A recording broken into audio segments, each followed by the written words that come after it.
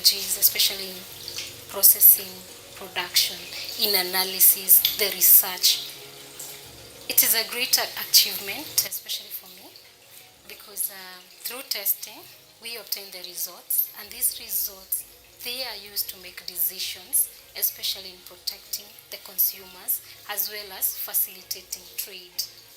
KEBS is not here to police you, but to protect you through testing to ensure that you consume standard goods. My name is Jerusha McKenna, and I am proudly KEBS.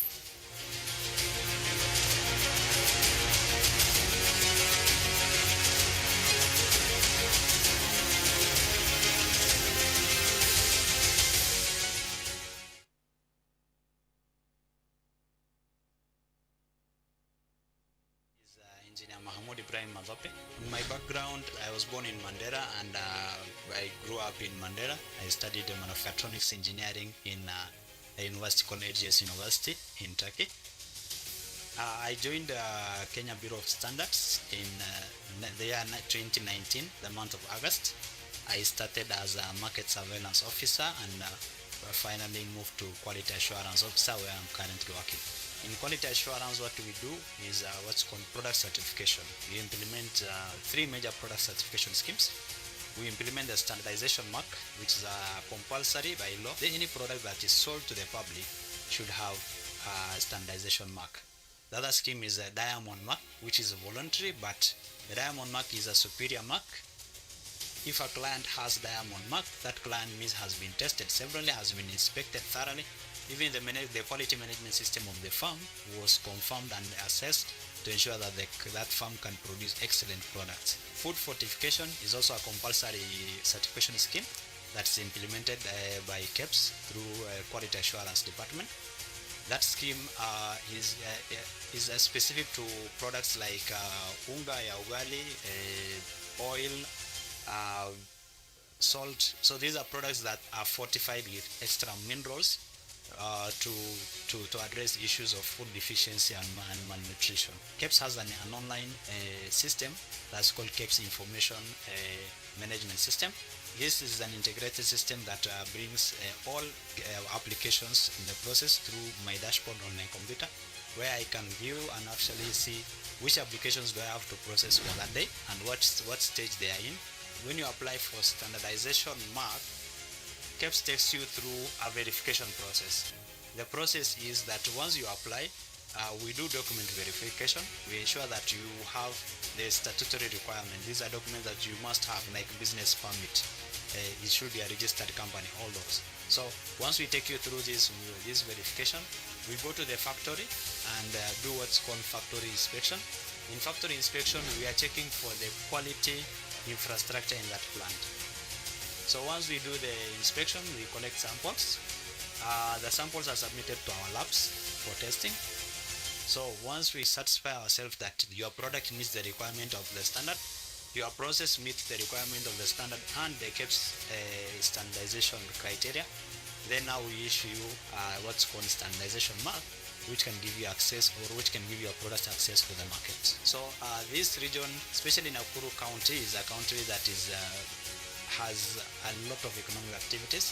Every day you have new manufacturers, new people coming into the industry to have their products certified. So we serve a very dynamic community in the South Rift region.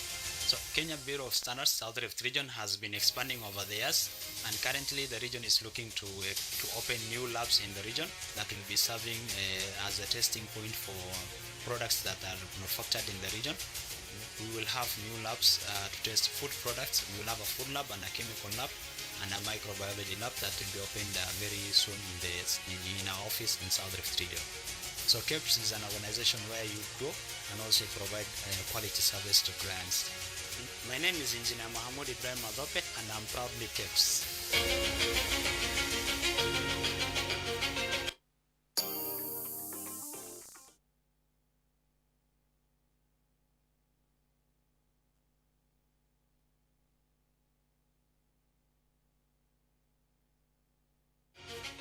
Well, I joined KEBS early 2012.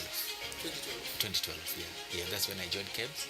I joined as just an officer, assistant. administration officer, and I was working under the testing department, the section sample control center. That's when I joined. I was joined there on a contract. Until now, we got into the system through appointment. So the journey has been from now testing. Is where I worked for in the testing department from 2012 until 2019. Late 2019 is when I left to put assurance. That's when there where I've been now until the government of Kenya through the Ministry of Trade and Industrialization and Enterprise Development came up with an idea of supporting the business community. So by then, we formed this center. So I was nominated to be part of the guys who are going to pioneer this.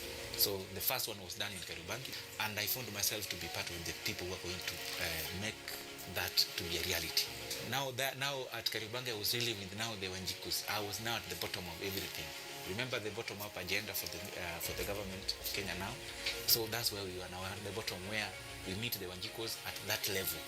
The reason why we are coming to you is not that we are going to whip you in any way, but we are here to help you grow business-wise.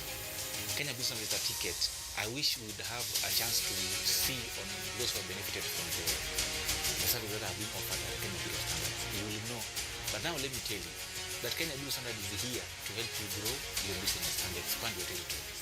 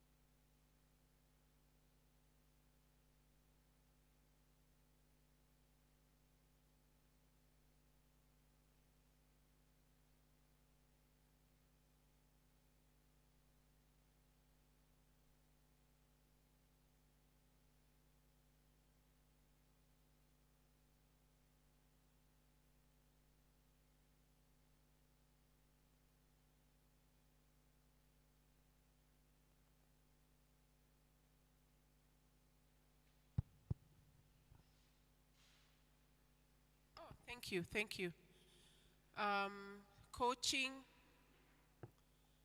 any support is important, mostly the KEBS mark, capacity building, requirements and deadlines. Where has it gone back? Okay, let's go next. Now, I want us to join in.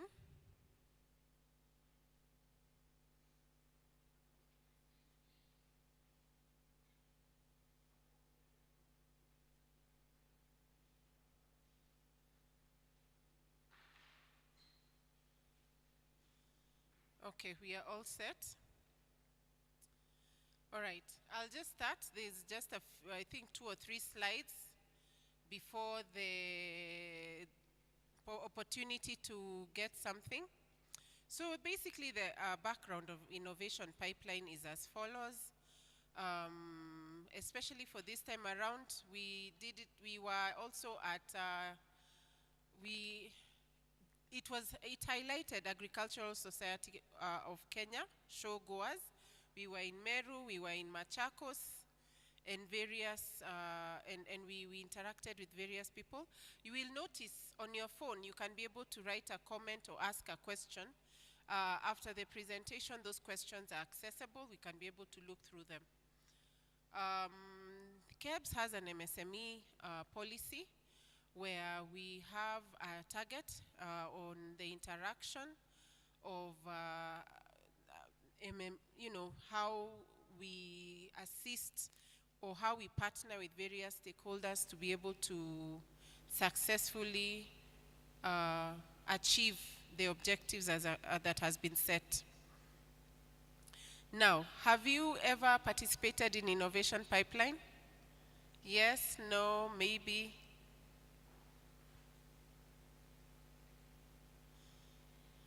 No, okay. I don't remember. We are about 39 of us, although I'm not so sure. Those are the content. Thank you, thank you. I want us to go through quick enough, so I'll take that and I'll go to the next part.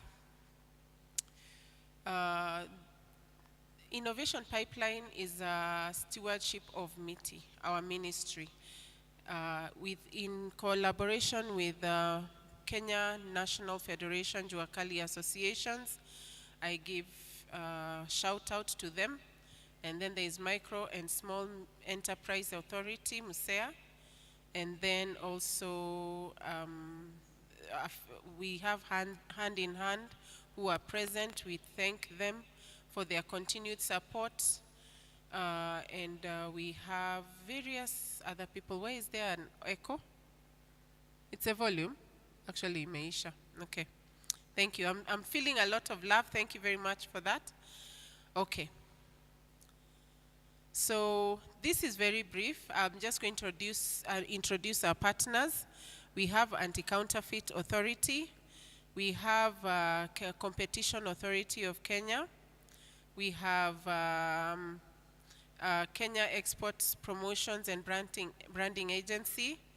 We have Kenya Industrial Estates. There is also KIPI, Kenya Industrial Property Institute. There is Brand Kenya, or former Brand Kenya, which is Kenya Export Promotion, Branding and Agency, KIPROBA. And then we have Kenya Investment Authority, that's KenInvest. We have Kenya Revenue Authority and National Quality Institute. By the way, did we get someone to come and talk to us, Faith? From NQI? About Okay, sawa. So there's Jua Kali sector.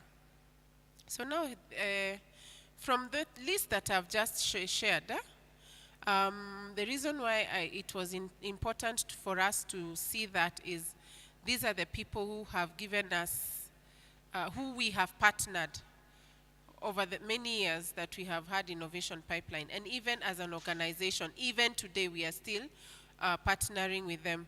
Present is ACA, they are present here. We have KRA, of course you remember they gave us a presentation. MSEA is also available. Most of us are coordinating functions with them. And for that reason, we are very, very grateful as an organization. So, are you keeping up with the information? This is this information and everything that we've been going on. This is just warming up to something coming up. Are we? Yes, we have people who are keeping up.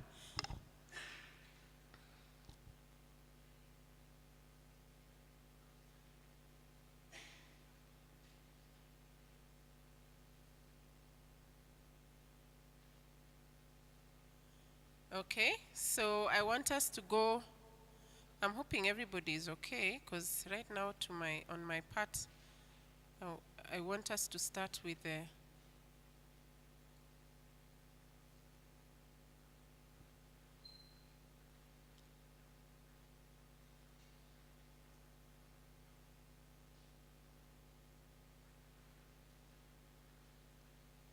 okay. We have, thank you very much for the 12, for all of us. It's 100%. So give your feedback on how to improve, if any. Thank you very much for everybody who has contributed towards that. And then I would like us to find out, how was the discussion today? Did we learn something new? Did we enjoy the content? Has the symposium met our expectation? Did we have an opportunity to ask questions? So this is a grading of between 5. So all of them are expected to have a measure. So that is basically how this measures, and this is also part of the feedback process, so that next time we are in a position to add value. Thank you very much. I think I'll go to the next thing, the next item. So for any questions or concerns, the questions are available. Now, surprise check. I'm hoping we are all ready. Thank you. This is now where we are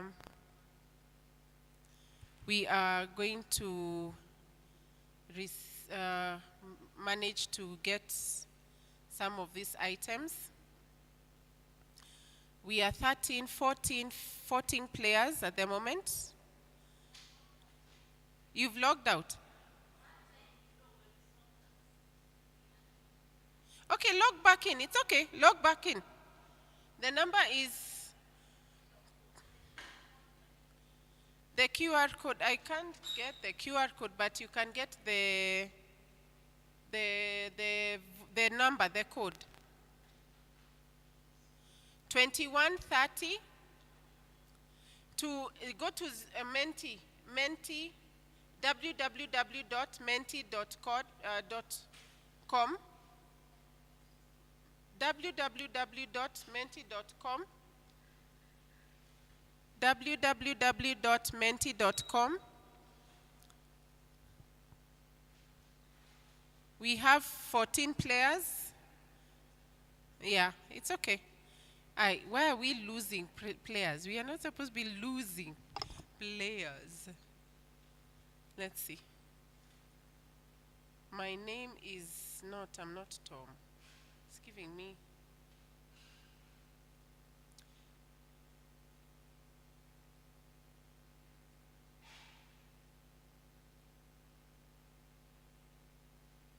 Are we in?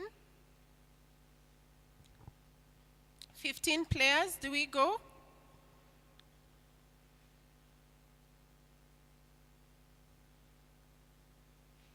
Do we go with the 15 players? Okay. It should go to where we are. When you entered, it should just take you to where we are. Yes, yes, you're good. Yeah, you're good. Thumbs up. Yes? 2130 5672. 21, 30, 56, 72. 15 players. 17. Looks like we are in now. Can we continue? Okay. All right. So usually the fastest player with the correct answers gets to win. So I'm starting it. Which of these qualify to get a diamond mark? A new quality product, some imported products, products with 3+ years, quality medicinal products. Which one of those?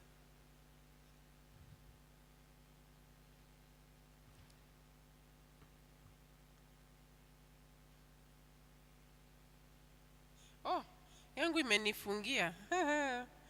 Okay, that's fine. So are we good to go?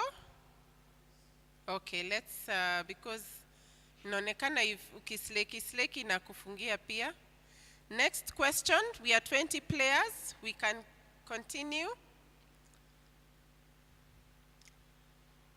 So I hope you get the gist of it. Who is required to apply for an S mark? Local kiosk, mama mboga, local manufacturer, local butchery.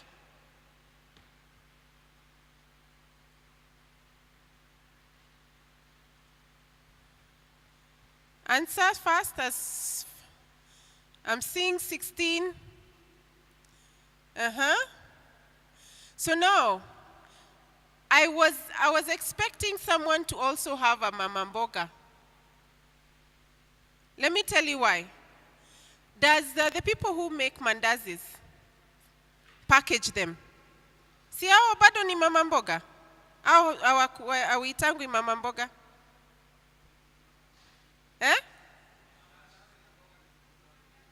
Si ndio? Mama mandazi na mama mboga ni kitu moja? Wana manufacture mandazi. So they're supposed to get an S mark. Yes. Yes, that's why. So if anyone had that, that would have also been right. Yeah? So now, let's see who is this. Who is this? Who is this? Nani anaitwa hey goat? Vote goat ni nani? Vote then. Who is that? You. Who is you there? Up there. Joe. Come and take your gift. Pick what you want. Any, yes. You get to pick. Yes, that's an umbrella. Mpatie makofi.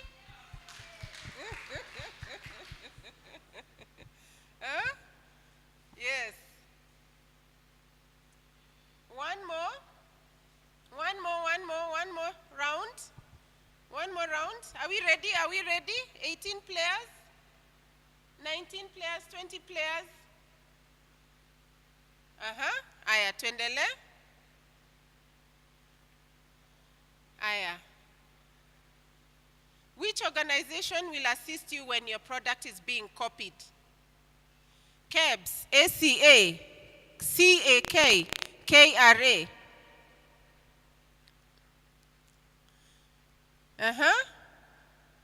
4, 3, 2, 1. Haya, kuna mtu anajua? Okay, I was about to say. Yes. KRA.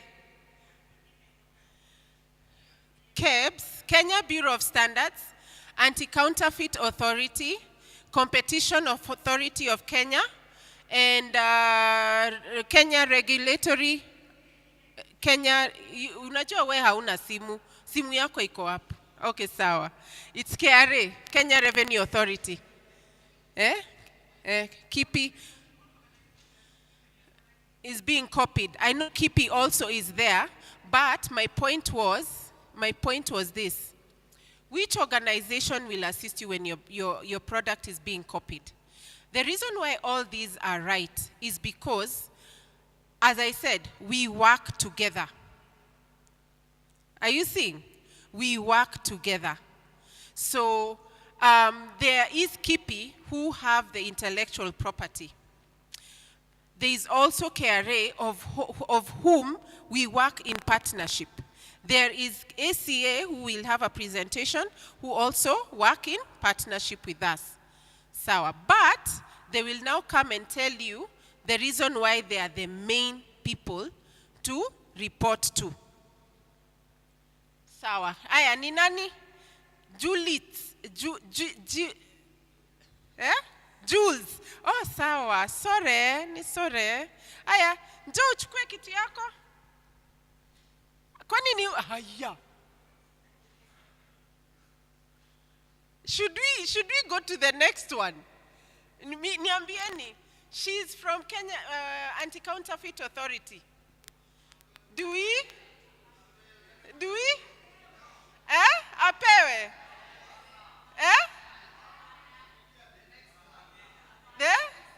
The next one. Aya, wacha, because we want fairness, kuna vile this is in your blood, wacha tutakupatia the next one. Si ndio? Aya, who's Michael? No wonder you are so loud. Sawa. Come and get your gift.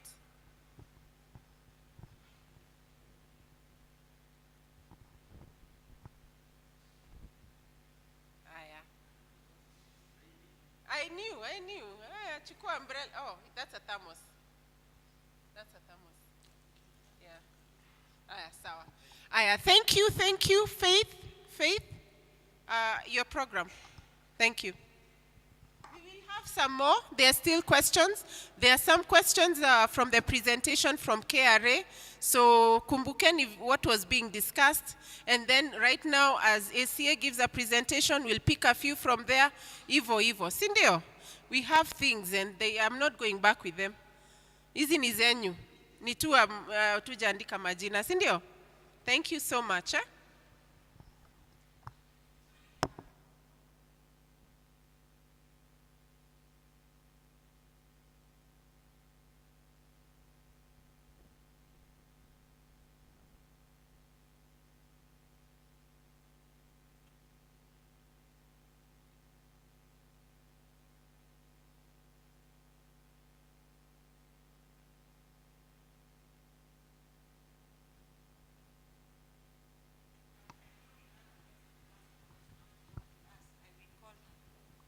She went back to the office. So I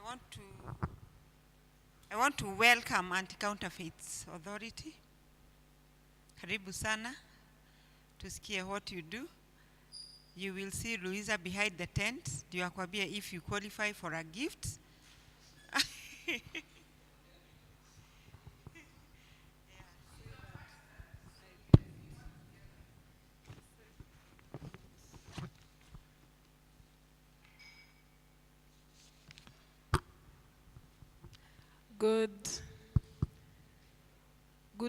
Good afternoon. I'm very soft-spoken. I hope I can be heard at the back. Can I be heard at the back? Okay. I can be heard now. The person at the far end, you can hear me? Yes, you can hear me? Okay. So I want this to be an interactive presentation. That's why I won't project my slides, because over time I've realized that when you project slides, people focus on what is on the screen as opposed to what you say.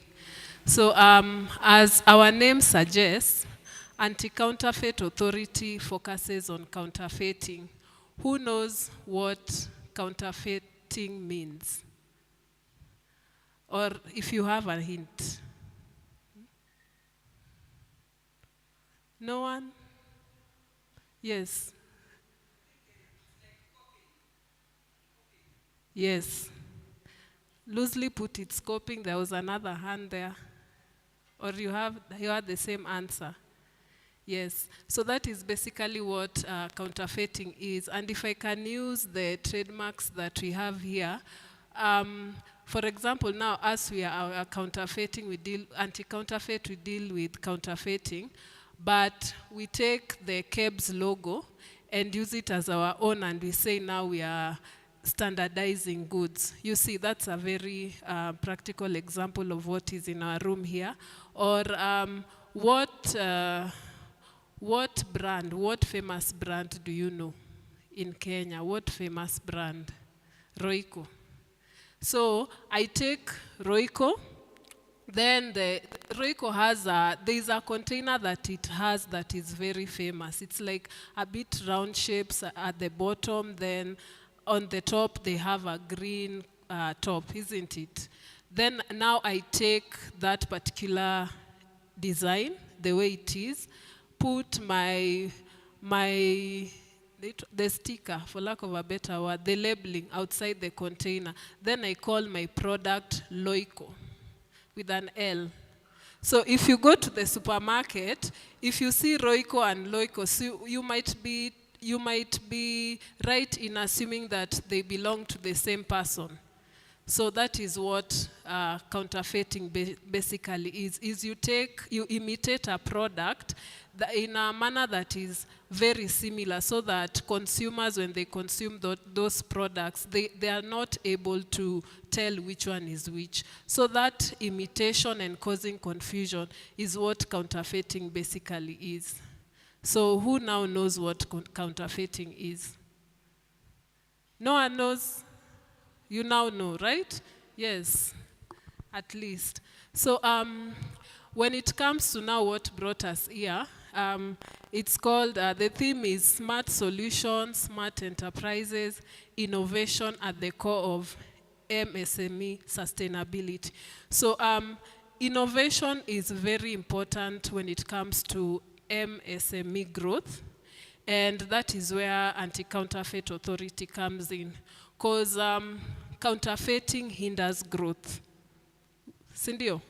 If I take your product and I imitate it, you might be discouraged from producing or even coming up with new ideas to ensure that your business grows. So as Anti-Counterfeit, we derive our mandate from the Anti-Counterfeit Act, Chapter 510 of the laws of Kenya. So one of our mandates is to combat counterfeiting and trade. And then another one is to protect IP rights, and we do this through enforcing compliance. And how do we enforce compliance? We conduct investigations. If we find that the goods that we were conducting investigations on are suspected to be counterfeit, we seize them. And once we seize them, there are tests that are usually done. And when the tests confirm that the goods are counterfeit, then now we embark on prosecution. And sometimes those people whose goods have been seized, we call them suspects at the authority. Sometimes they might opt not to pursue the matter further. So we have a procedure known as compounding of offenses.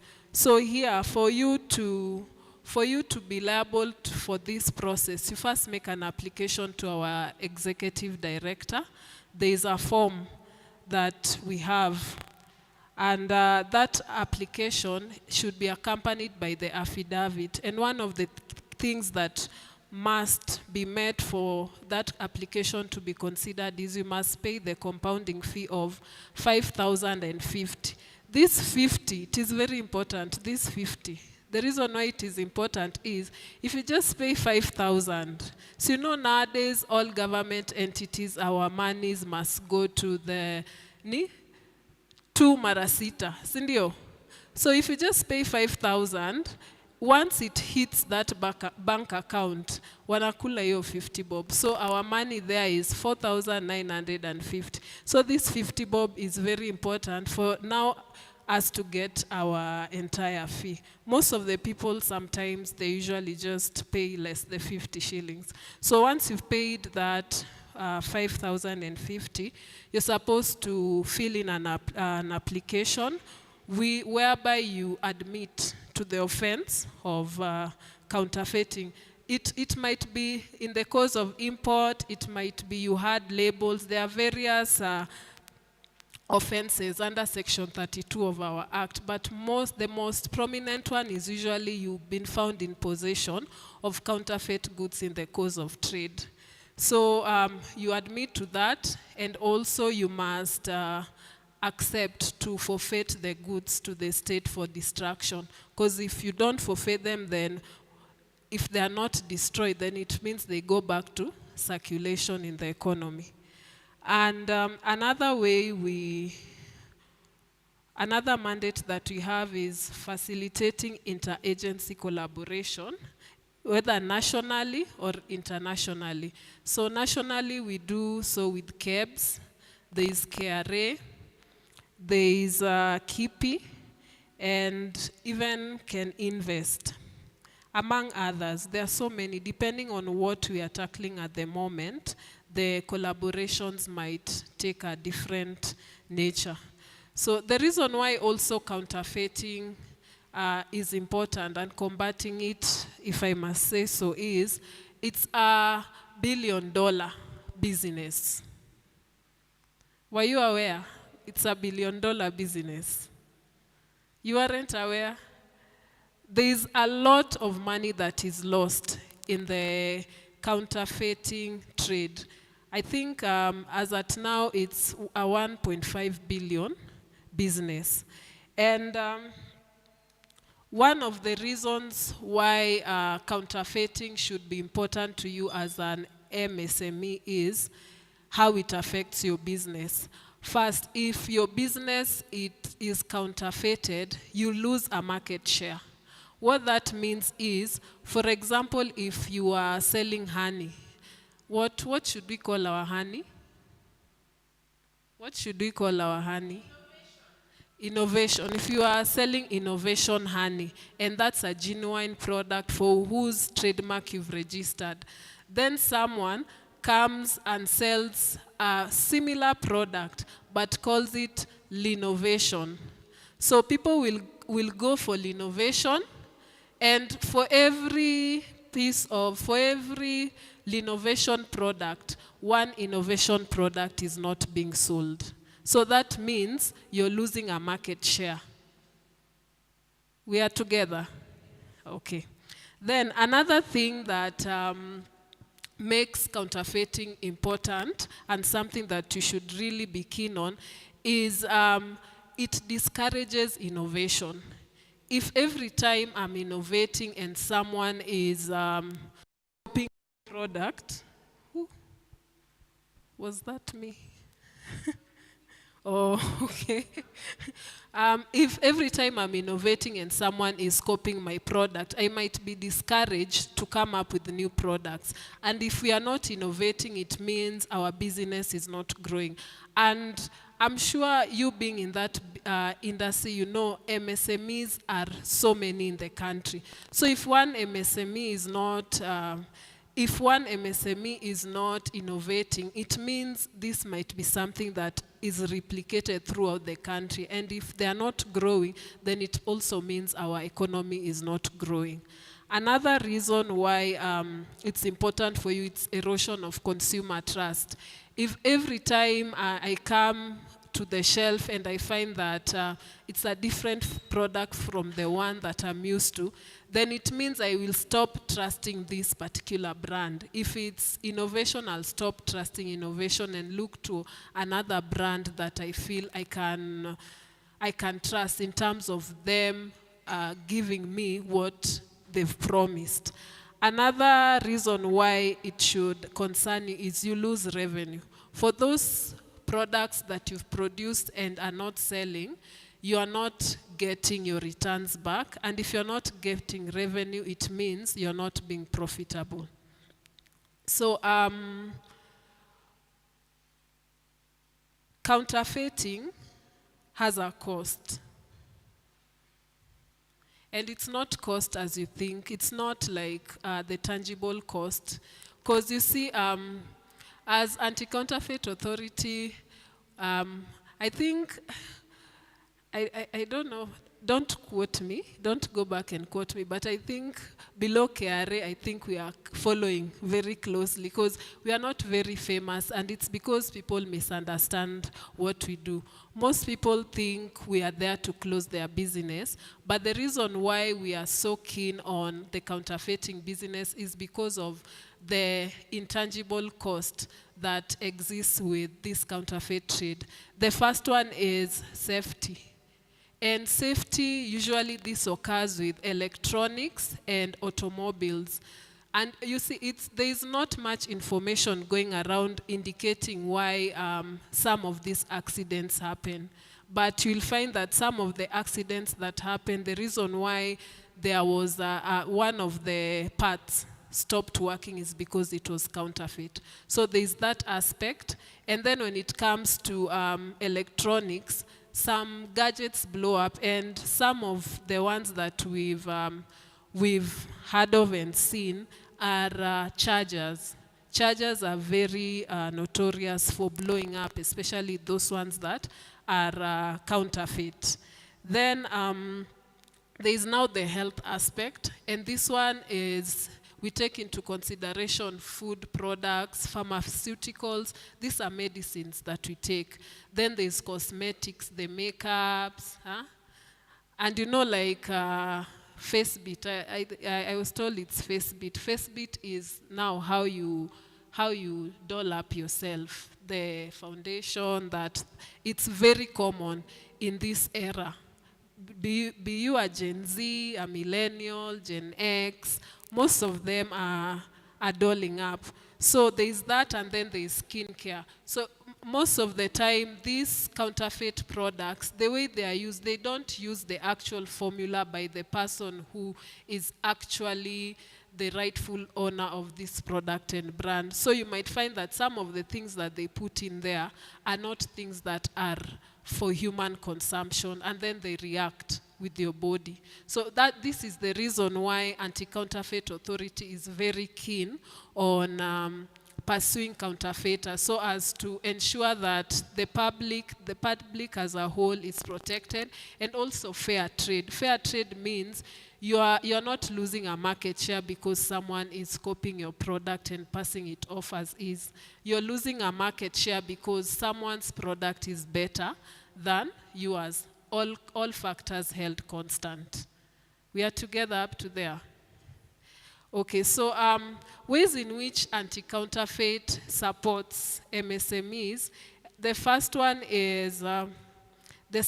one is protection of your brand and trademarks and industrial design. Brand is, who knows what a brand is? Or who doesn't know? Let me ask who doesn't know what a brand is. A brand is how you are identified, how people know you. Like, it's not just the logo. Like, you see, for example, if we take KEBS, we know when it comes to, when you're dealing with standards and anything quality, the first institution that comes to mind is KEBS. So you see, the way we've attributed them to quality and standards, that's their brand. We understood. Coca-Cola also as a brand, we understand them to have when it comes to marketing, Coca-Cola is known for marketing, and it's known for having a regional representation.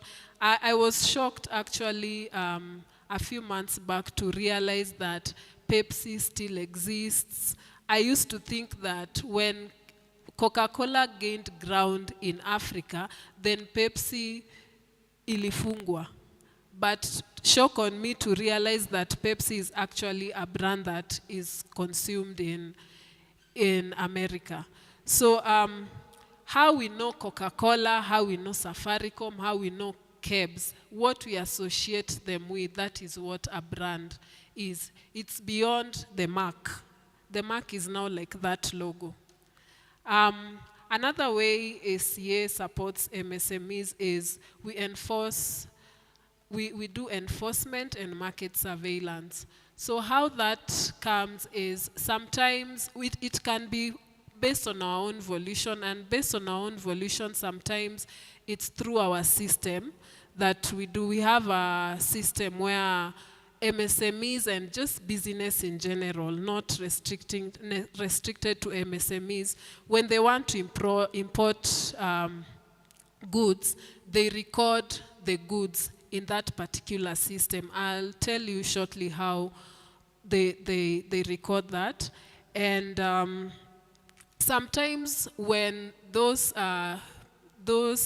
that information is recorded in our system, we are able to know that there are certain goods that are really suspicious and could be counterfeited. So we track them throughout that particular route that they are taking until they arrive at our ports. Then we seize the goods and conduct an inspection, and if the inspection reveals that these goods are suspected to be counterfeit, then now we take them into our custody and the chain of prosecution continues. So it could be, that's one way we do it, like on our own volition. Sometimes consumers report cases to us. If you know a product well, then you are able to tell which one is the genuine product and which one is the counterfeit product. So in such instances, consumers make complaints to us, then now we go and do inspection based on where they reported to have seen counterfeit goods. And once we suspect that these goods are counterfeit, then they are seized and the chain continues. Another way we can be engaged is intellectual property rights owner making a complaint to us where they are suspecting that there is another player who is imitating their products and passing it off as theirs, and getting paid and has actually acquired a market share for that particular product. So another way that we can assist is through border control measures, and here we usually work hand in hand with KRA, where goods reach our borders and customs suspect that some of these goods might be counterfeit. Then now they reach out to us, we come and do an inspection, and if a suspicion arises that these goods are counterfeit, then now we seize the goods, and the chain of now confirming they are counterfeit and prosecuting the suspects continue.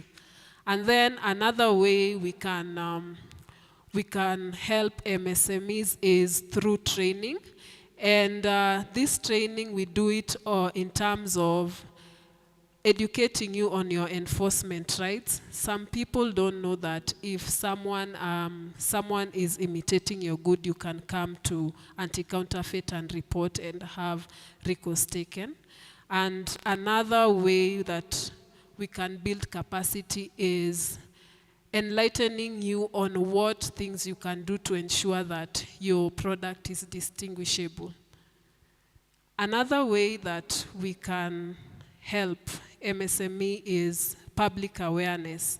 So public awareness we do in terms of educating consumers on how to differentiate the genuine goods from SMEs, from the counterfeit, and how to report, the channel to follow.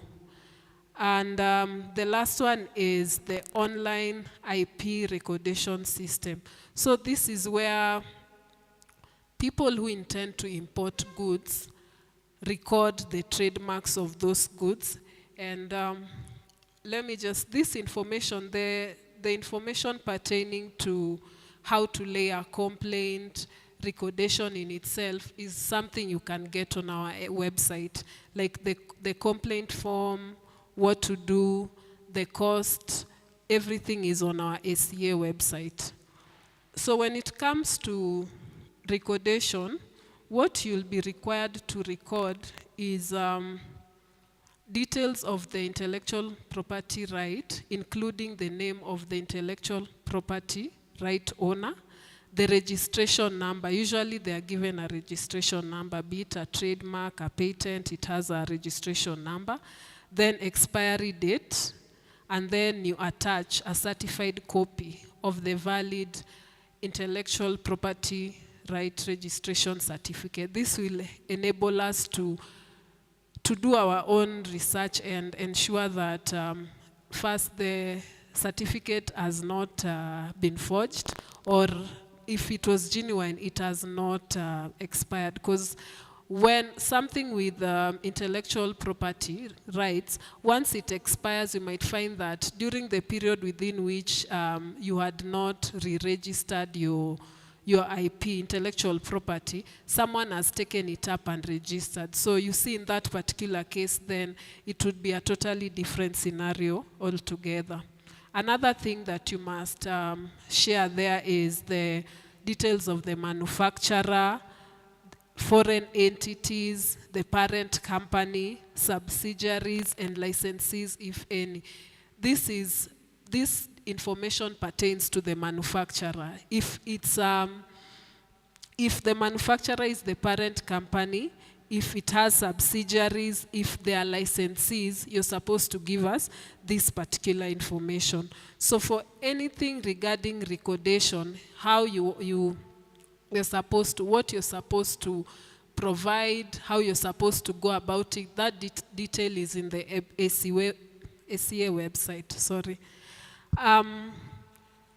Lastly, I would like to talk about the laying of a complaint, the procedure, because I'm assuming and I'm hoping that we are law-abiding citizens, right? Sindio? We follow the law. So hakuna counterfeiter hapa, sindio? Sisi wote we've registered our trademarks, our brands are genuine, our goods are genuine. So in this event, God forbid, someone imitates your product. What you're supposed to do is you can approach ACA office, unakuja tu kwa reception, unasema na suspect my product has been counterfeited na nataka usaidizi. Then you'll be directed to the right channel. Usually it's towards the director enforcement, then it's cascaded downwards. So once that is done, we go and do sometimes, depending on the nature of the complaint, you can first do a market surveillance, because if you're suspecting that the counterfeit is not just in a particular shop, but it's in a particular area. For example, maybe the most common in River Road, you're suspecting that almost every shop on River Road has counterfeit products. So we will do a market surveillance. Our inspectors will do that just to see which of these particular shops has the goods. Then once we are satisfied that there are counterfeit products that are being sold in relation to the complaint, then now we go and do an operation and the goods are seized. Once the goods are seized, we have an inventory. We have an inventory that we fill indicating the goods that have been seized. For example, if we've seized Apple chargers, we indicate there and we indicate the number. Sometimes we've seized so many things, like we've seized Apple chargers, Apple covers, like in terms of classes of Apple products, maybe 20, which exceeds our inventory, the space provided in our inventory. Then we'll record it in an extension, inventory extension. Then now this inventory, it's signed by the suspect, and this particular inventory is usually important to us, and it makes our case during prosecution. Then once that inventory is filled, we also fill a notice of seizure form. Then it's issued. One is issued to the suspect, and the other is issued to the complainant. Then a complainant makes a formal complaint. We have a form which is called laying of a complaint form. And it is followed with an affidavit. This laying of a complaint form describes who the IPR owner is, the product, the trademark number, their address, all that. And this particular form, it can be found in our regulations, SCA regulations. And you're also required to fill an indemnity to just indemnify us in the event we are sued, so that any costs that we incur, any costs, any liability that we incur will be shouldered by the IPR owner or the complainant. And then when you're laying this complaint, for laying of a complaint, the amount that is charged is 10,000 and that 50. See, I've explained to you why that 50 is important. And then a power of attorney. A power of attorney, you only pay for that if you are an IPR agent. Usually people who make complaints to us are either the IPR owner himself, the person who registered the trademark, the industrial design, or the patent, the person who owns it. But also sometimes, if it's a big organization, like for example, Apple, Toyota, they are not situated here, so they operate through agents. So in these particular instances, it's the agent who will make the complaint. So if it's an agent who is making the complaint, then we'll need a power of attorney, which is, the cost for this is 1,050 shillings. And then, yes, and then you also, there's also an application for samples. This one is, we have a form. And the reason why these are important is we need to account for all the goods that we've seized. So when we want to test whether or not the goods are counterfeit, then you're supposed to apply, as a complainant, you're supposed to apply for the samples to go and test it, so that you give us an analysis report of whether or not these goods are counterfeit. So for this particular sample, for you to collect this particular sample, you have to fill an application for sample form, and for this one it's 5,050. And then also you have to apply for inspection of the seized goods, and for this one, the cost is 2,050 shillings. Yes, so that is this. All this information, you will find it on our website. I'm just outlining the important information so that at least you're aware. When it comes to actually, I can point out when it comes to if you don't want to be prosecuted, God forbid, you've counterfeited, your goods have been seized, and you're about to be charged, and you don't want to be prosecuted, then you can apply for compounding.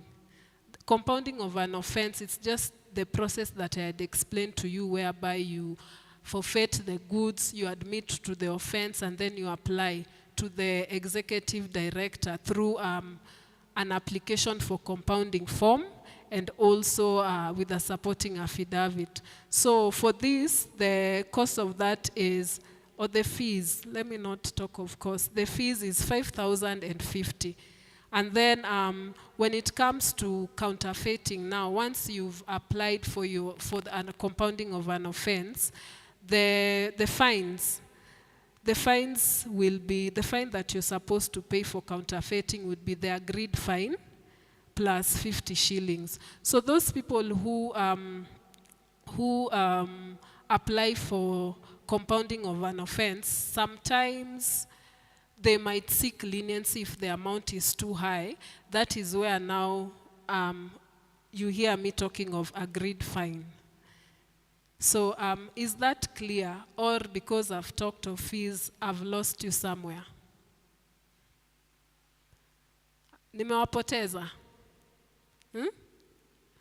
Okay, so to conclude, things that I would prevail upon MSMEs to do if they want to protect their business, see their businesses growing, is first of all is register your IP rights. If your product has a mark, register it as a trademark, so that at least when someone else he's imitating your product, then when it comes to now who has the right to use that particular mark, then you're covered. Sometimes you'll find that you've been using that particular mark, you've not registered it, someone has seen that your business is getting traction, and they register the mark before you do. So to protect yourself from that, register your IP rights first.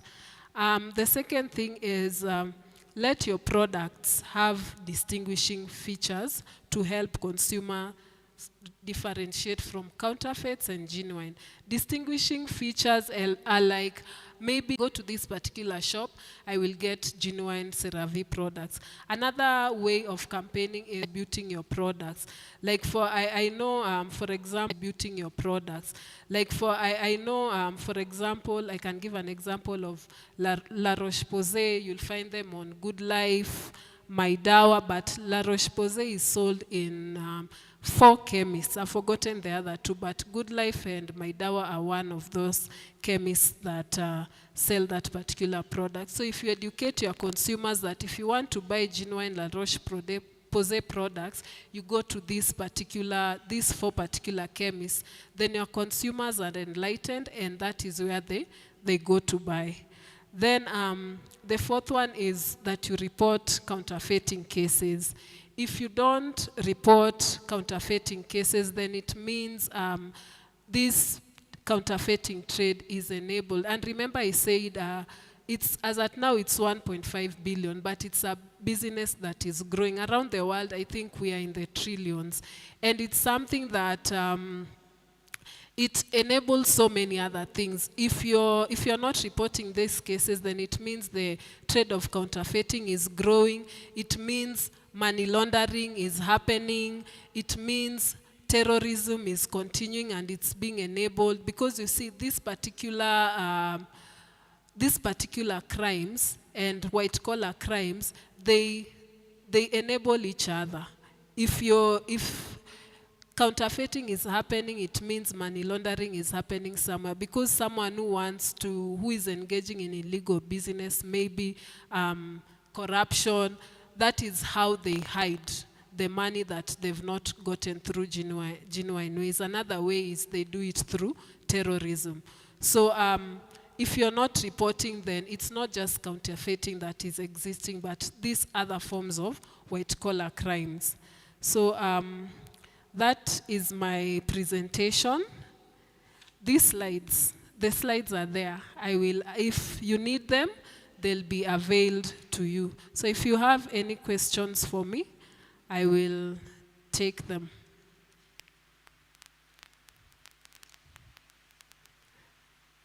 Is there a question for me? Is it because you've understood, or it's because you've not understood? You know? It's usually either or. So you've understood what? Yeah? Okay. So there are no questions for me? Oh, there is a question.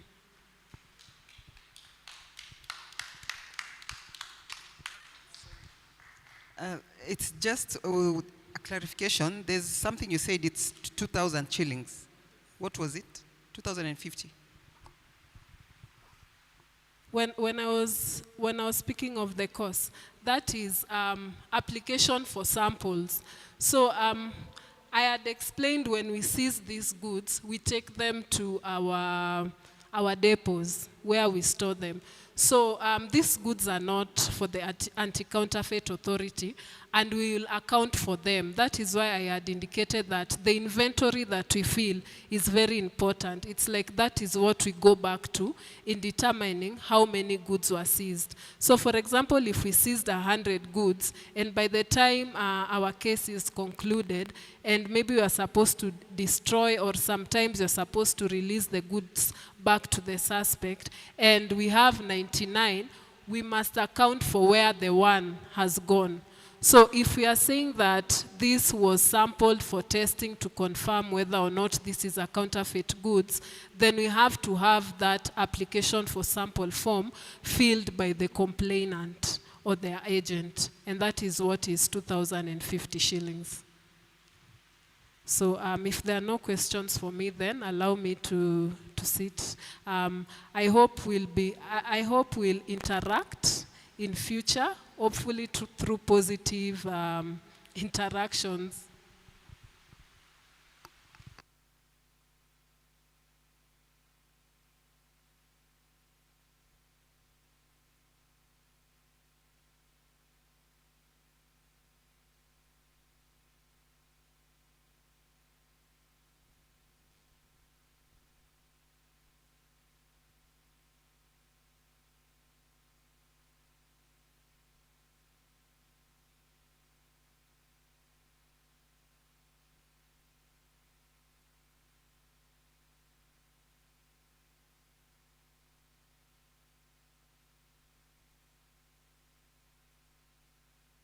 When she asked if everything is okay and you guys just kept quiet, si mumenyamaza tu, si mumeelewa? Haya, sawa. Mi naona nikienda nyumbani na hizi vitu sawa tu. Haya, thank you. Take it.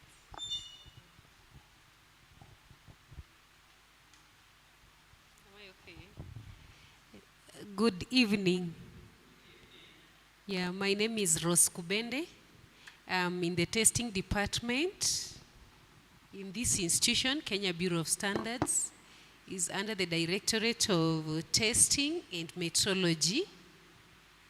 Myself, I'm a microbiologist, and I'll be representing the testing in brief. The Directorate is Testing and Metrology, but now the section for testing is what I'll be dealing with this evening. So our mandate basically is to carry out conformity assessment as an aid in inspection, quality assurance, product certification, personnel certification, in addition to anti-counterfeit. The way he had explained that there is sampling and testing to verify conformity to your products. So in any testing service, we need to have a reference document. And a reference document in our case is usually a standard. We have KEBS standards. We have customer specifications as our reference point, and we have also the codex reference points in terms of hygiene practices and the documented procedures within the lab.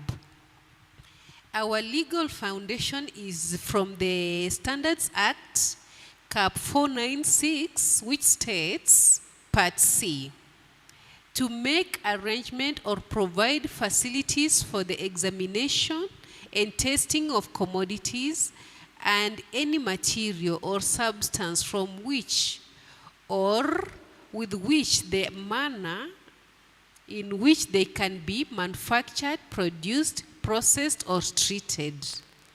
And in all this, the bottom line is to ensure safety of the consumer. So our functions are basically 5.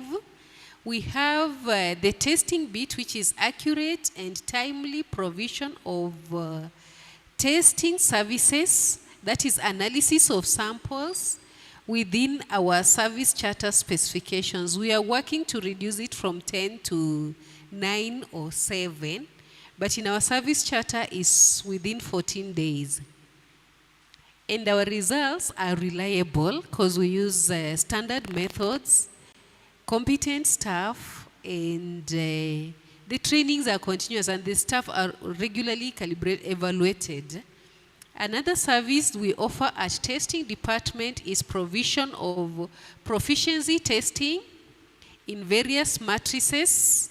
We have matrices in chemistry or chemical analysis, biological, food, agriculture, textile, polymer, and organic chemistry.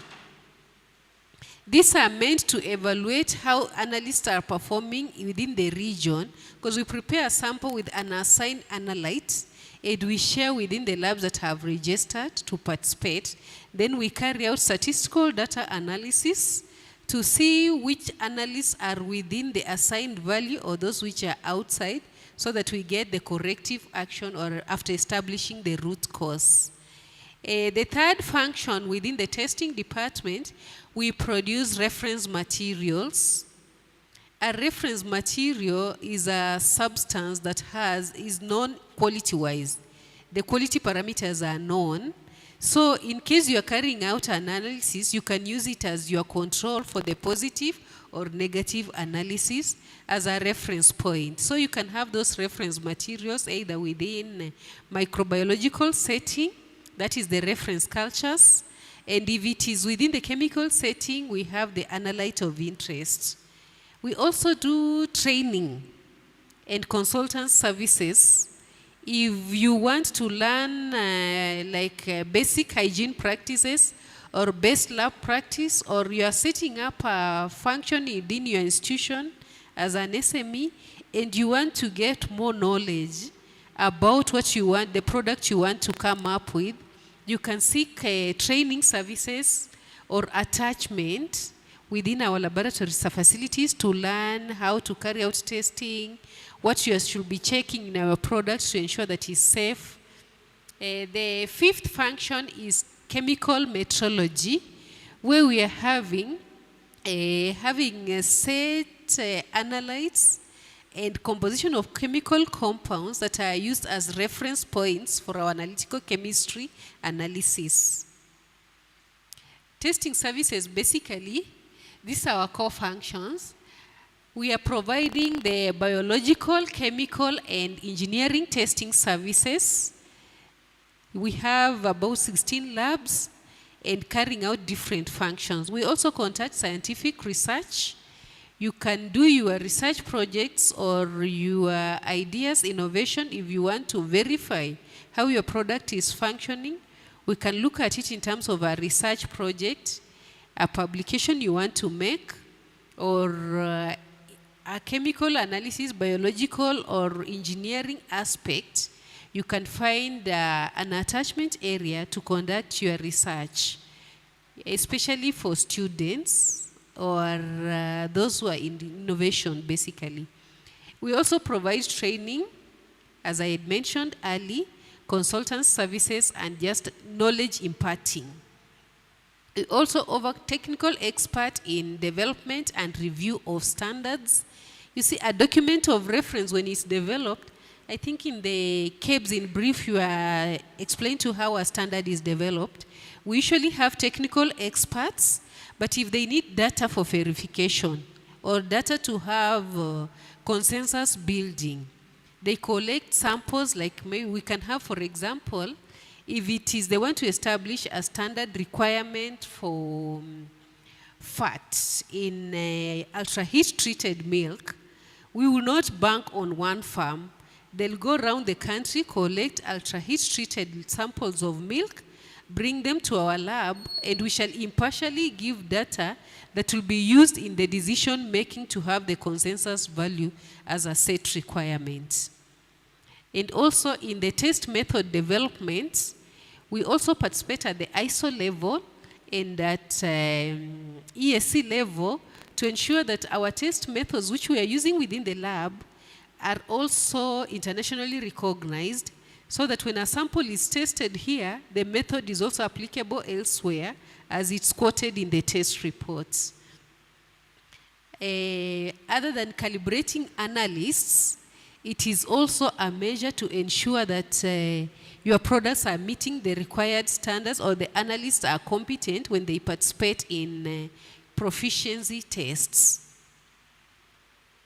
So testing structure, basically we have the head of testing. Under the directorate we have the director, but below the director there is the HOD, who is the head of testing. And testing is in two sections, that is materials laboratories and biochemical laboratories. The materials laboratories, we have civil engineering, mechanical engineering, electrical, and electrical labs. So the materials that go to, or the nature of samples that are for civil engineering, mechanical, and electrical, they are basically in construction and engineering works. So we have like metal bars, we have cement, we have plyboards, doors, desks, all the products related to engineering. When it comes to textile and polymer labs, we have tests that apply to clothes or textile materials, and polymer is basically something related to plastic material, inorganic material, but they are also verified if they meet the standard requirements as stated in the reference standard or the reference document. The biochemical laboratories, that is biochemistry section, we have microbiology laboratory, biotechnology laboratory, food and agriculture, then the chemistry lab, organic and inorganic chemistry. For microbiology, we do safety assessments of different food products to ensure that they are safe. Again, we analyze for indicator microorganisms and pathogenic or disease-causing microorganisms. So for indicator microorganism is just a measure of hygiene, the basic practices that you are doing in your production system to ensure that the food product is safe. So before the product is certified, you will find an inspector coming to check your area of production. So if it doesn't meet the basic minimum in production, in fact, going to the level of sampling, it will be a tall order because you need to meet the minimum requirements so that when you're bringing your sample for analysis, these microorganisms or disease-causing microorganisms or indicator microorganisms are absent. It is just an additional verification in product certification, and it will be difficult or it will be a challenge to get to the level of having your product certified if you've not met the basic hygiene requirements to ensure that your production is safe or your products are safe. Biotechnology is when we go to the details of identification and segregating specifics of the species. If I take an example of meat, we have different types of meat. And when my former presenter was talking about counterfeiting, somebody can package white meat in a red meat. So the only way we can identify this type of meat in case of a dispute, we shall do molecular work to identify the species of where the meat came from. So through speciation, we can tell you this meat, somebody has packaged it as a red meat when it's white meat, or has packaged as a fish meat, which is white meat when it is red meat. So to eliminate that confusion and to clear any dispute, we usually carry out analysis at different levels. For food samples, we can have the proximate analysis, that is moisture, protein, fat, and acid-insoluble ash, so that we identify the requirements based on the standard as it's established as our reference document. Agriculture products, we take example of a fertilizer. We are having innovation in terms of organic and inorganic fertilizers within. So these fertilizers have to meet the standard requirements or as per the label. Sometimes the standard cannot specify the limits correctly because these are products that is used on the farm at different level. At planting season, the fertilizer requirement is different. At top dressing level, the requirement is different. So if we have to analyze an example of a product like fertilizer, we base on what you have labeled as the requirement. So you can be labeling that NPK is 18, 20, 18. But when we carry out analysis, NPK ratios is coming to 10, 5, 10. So it is not meeting even your own labeling. So when you have decided that you are innovating a product with these requirements, make sure the inputs are adequate to ensure that it meets the labeled requirements. For chemistry, we have organic and inorganic chemistry laboratories within KEBS. I'll take an example the way my colleague former presenter said. We have chemical compounds in the market, and is an area of interest at the moment, especially the beauty and the microabrasions. Those who are trying to reverse the age. Their products can reverse, but is not long lasting because of the chemical compounds included, like hydroquinone. It will just be a bleaching agent. It will not improve any, and it's not supposed to be any end chemical product. So during analysis, we shall verify the composition or the chemical requirements. If they are having deteriorating effects or adverse health effects to human, we are accordingly advising, but the test report will give the results as the standard. The sample didn't meet the requirements of the standard because hydroquinone levels in the standard, they are specified. So our center of sample collection is called Sample Control Center. So any samples coming to KEBS is received at a central place. An analyst, to ensure impartiality and confidentiality in our work, we don't allow clients to bring samples to the laboratories or to interact with analysts. So we usually have a collection point, which is a sample control center within KEBS. That is where the sample is uniquely identified and logged into the system. We have LIMS as our laboratory information management system, where the sample with the unique identification is logged in the system. The standard reference standards to be used for analysis is also indicated. The parameters to be tested indicated. The time and the date of logging in is also done, and the sample is brought to the lab by the staff at Sample Control Center. So in the laboratory, the samples are randomly allocated based on the competency, and the person who is allocating, like the head of lab, is not going to carry out analysis. The analysts are randomly allocated because they are all competent.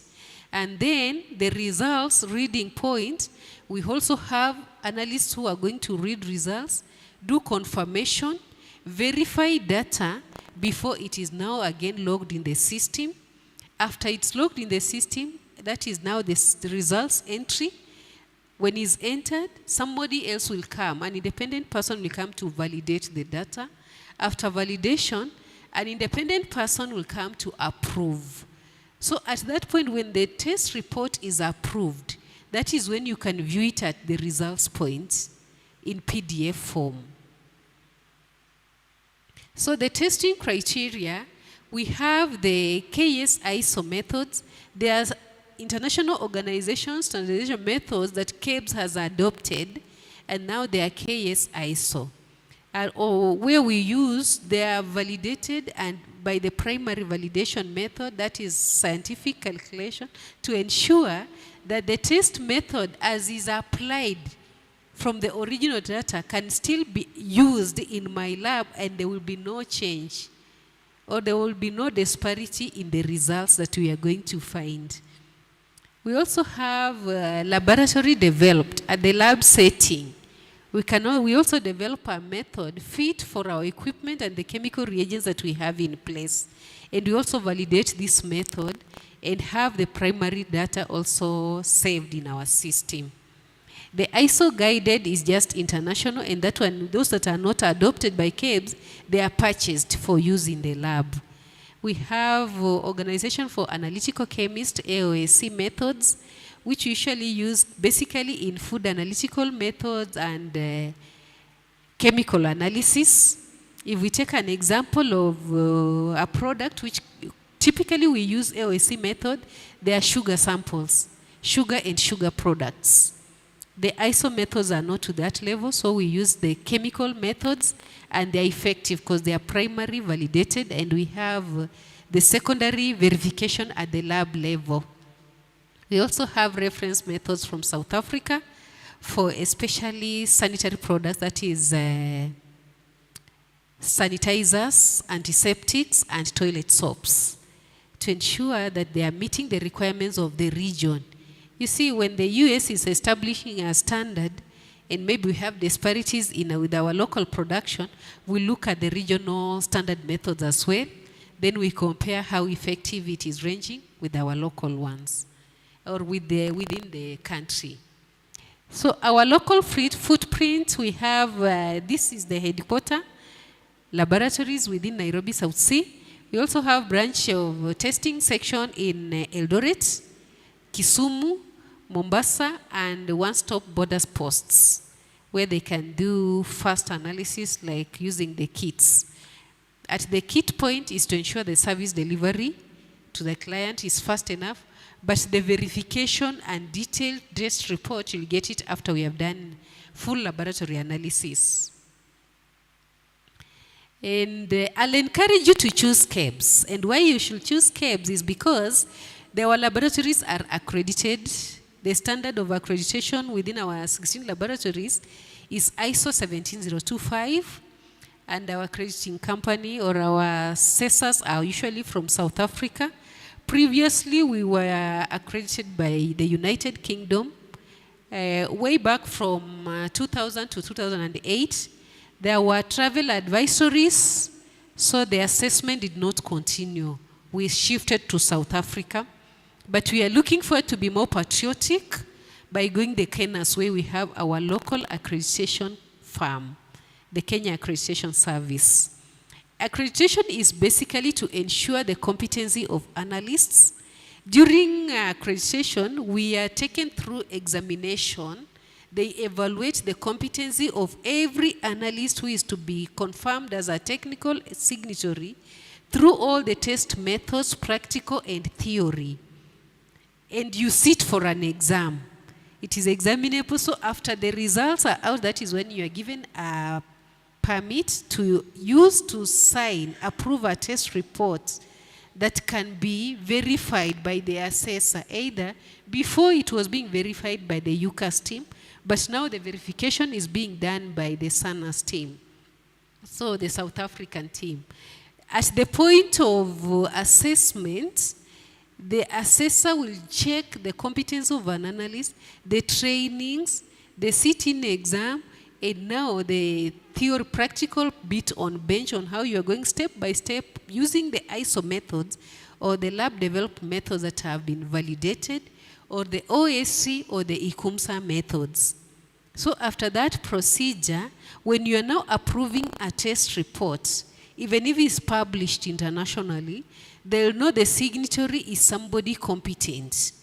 So based on the skills acquired, kindly trust KEBS for your services. And also, we have the state-of-the-art facilities and equipments within testing.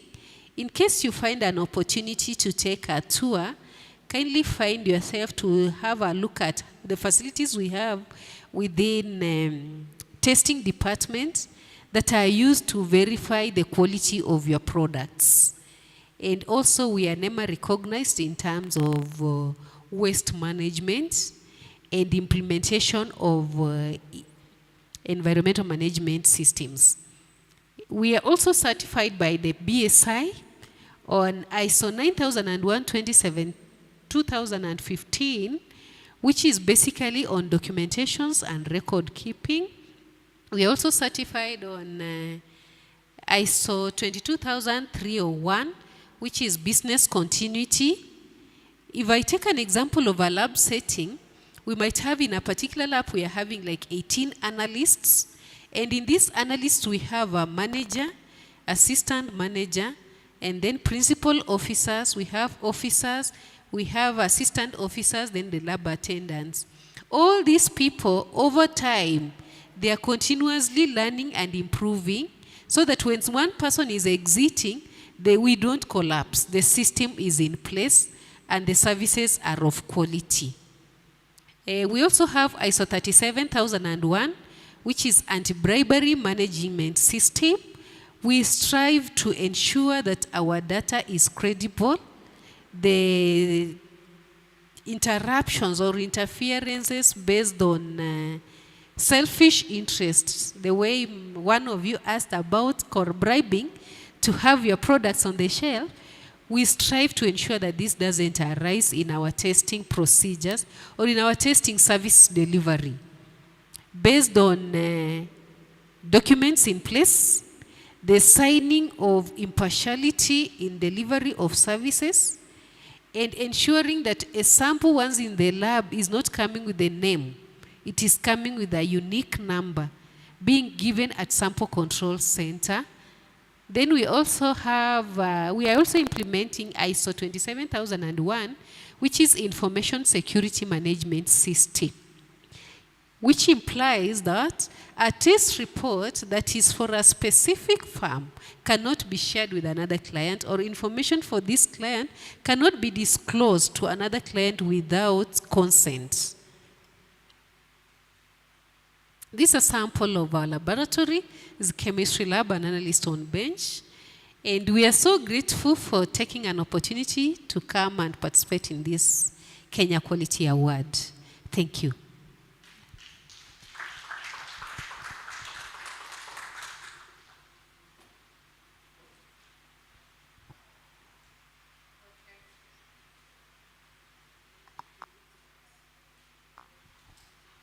Maybe questions if you have any. If you don't, I'm great. Oh.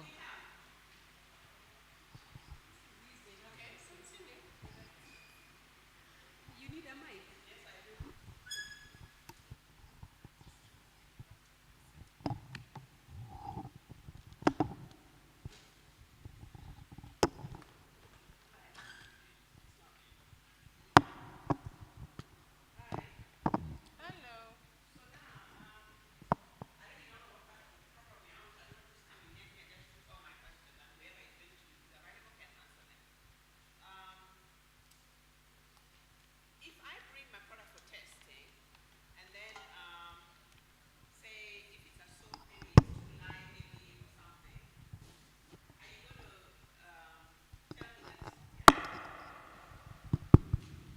Yeah, are you going to tell me like what percentage, or are you going to tell me how to formulate it, or you're just going to bring it back to me and tell me, oh, it's too high, heavy, and then I go back to formulating?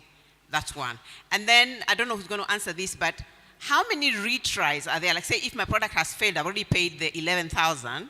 How many retries am I allowed within that 11,000? Say it's failed the test.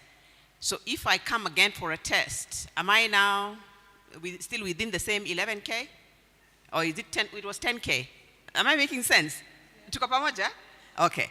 Then the other thing is I have an issue with especially yogurts in the supermarket. Yeah? Because we know there are food colors, and then some of us have allergies to food colors. In fact, a lot of children have allergies to food colors that most people don't know about. So they write on the package, they say, this yogurt, blah, blah, blah, blah, it has this, that, and then it has permitted food colors. So what are permitted food colors? I mean, I need to know if it is 402, 533, because I'm allergic to certain numbers and I know those numbers. But if you tell me permitted food colors and you haven't told me which food color you have used, then I'm not going to buy your product, because I'm scared that the 533, which I'm allergic to, is in this product. And if you tell me permitted food colors, then I also need to know how many of those are permitted in Kenya. Shall I have the 21, and then shall we have the 21 and know which ones are permitted in Kenya? Am I making sense? Yeah. Then the other thing is, at what point do we decide what is good for us? And I'm talking about us as a community and us as Africans. Like for example, now we're being told how bad microplastics are, how bad XYZ is, parabens in cosmetics, blah, blah, blah, they're causing cancer, this and that. So at what point do we join the rest of the world in removing some of these things from our products? And I'll give you an example. Say Nivea, the brand, okay? They make body lotions all over the world, right? And then all of them, most of them contain liquid paraffinum. Now, liquid paraffinum is now a carcinogen in certain countries. It is not allowed to be put in some products. But Nivea will make a product in Korea, a lotion, without the liquid paraffinum because the legislation doesn't allow them to do so. And yet in Kenya, every one of them has liquid paraffinum. Yeah? So, do we need another standard, or who decides what is going to be good for us? Yeah? Are we following science, the latest, blah, blah, blah? Okay? And lastly, oh God, this is going to be complicated, but as Africans, if something may be good for a Korean or a Chinese, but it's not good for me. Am I making sense? In fact, there was a debate during COVID. You see those thermometers, those machines they used to use, they used to put them on your forehead and determine your temperature. Now, apparently, those things were made for white people. Yeah? The way they will emit temperature, their temperature will reach 20, at 30 you are at risk. Am I making sense? Because the way the Mzungu will register temperature rise is not the same way a melanated person will register temperature. So what are we as Nyeudis doing about some of these things? Thank you. Those are many questions. But no, there are not many. You've tried to explain it. When it comes to issues of funding or fee for testing, it depends with the product. You see, the quality assurance officer explained how they make those charges. When that sample comes, is a QA officer submitting to the labs. In the lab, there is no testing fee because it's already catered for in another process. If the sample doesn't meet the requirements, we are not going to do consultants on your formulation. You'll just be given a report. The sample has not met the requirements. So you have to get back to establish the root cause, and then you'll now correct and return the sample. Or the sample is resubmitted after you've done the corrections to the lab. Now that review bit of coming back to collect the sample, verify, it's another level of application. But if you don't want to go through that process of having a sample fail, you return. There is KEBS, there is the incubation area where they are guiding on formulation of different products. As our partner in research and innovation, KEBS can guide you and incubate so that when the sample is coming from a research and innovation at KEBS, the charges are different. And when it comes after it has gone through the process of incubation, hardly do we find them failing. Yeah. And on the case of products and for different markets, our standards, when the experts are developing, they usually put in place the reference points of codex, especially for the color requirements, and products that is rich in protein or has nuts, the allergens are usually either protein in nature or nut in nature. Color is not among the listed allergens. So the main allergens are usually either fish-related, nut-related, or milk protein related. And for it to meet the requirements for the standard of labeling, all the ingredients and the allergens have to be labeled on the packet. If it finds its way on the shelf and it has not met the requirements of the standard, the market surveillance team will pull it down. Yeah, and on the last bit of a thermogun, the thermometer you are referring to is called a thermogun. And the thermogun, goes with the humidity and the environment. So it is not limited to the melanin, because all creatures, all animals are the same based on the DNA. Whether you take a DNA strand of a white or a black, they are the same. It is not different. So the temperature of a thermogun, the thermogun just requires calibration and you achieve the temperature. The theories of that thermogun rays having radiations that can cause skin cancer is subject to research. But so far the publications we have on how the thermogun operates, the radiations are very minimal. In fact, I use a thermogun to take the temperature of a sample that requires refrigeration. Because to ensure that the results are consistent from the manufacturer or from the point of sampling to the point of analysis, When I receive sample at the doorway of the lab, I need to have a thermogun to take the temperature of water, because if it has been tampered with in terms of heat, the chemical analysis will be different, microbiological analysis is different. So at the point of receiving the sample, example of water and sample, it has to be between 20 to 25. I'll have to use a thermogun.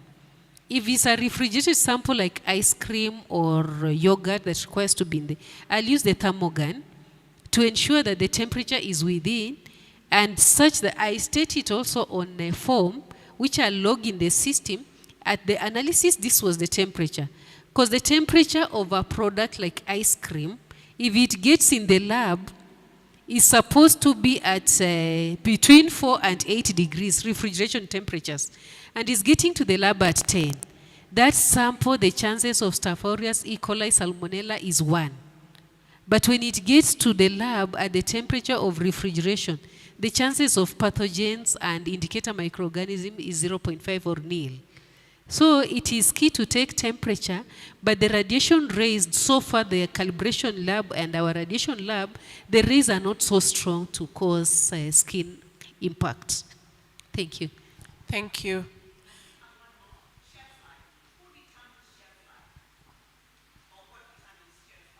The shelf life of our products is determined by the formulation, and when it comes is a food product, and I'm going to establish from the lab at the point of standard development, I'll have the input from the lab where I've kept these samples for a month and I'm analyzing weekly to give them data. And the main data for shelf life is usually yeast and mold. Yeah, because it's giving the moisture indication and it's giving the sporoformous growth and yeast as a pathogen. Yeah, thank you. Okay.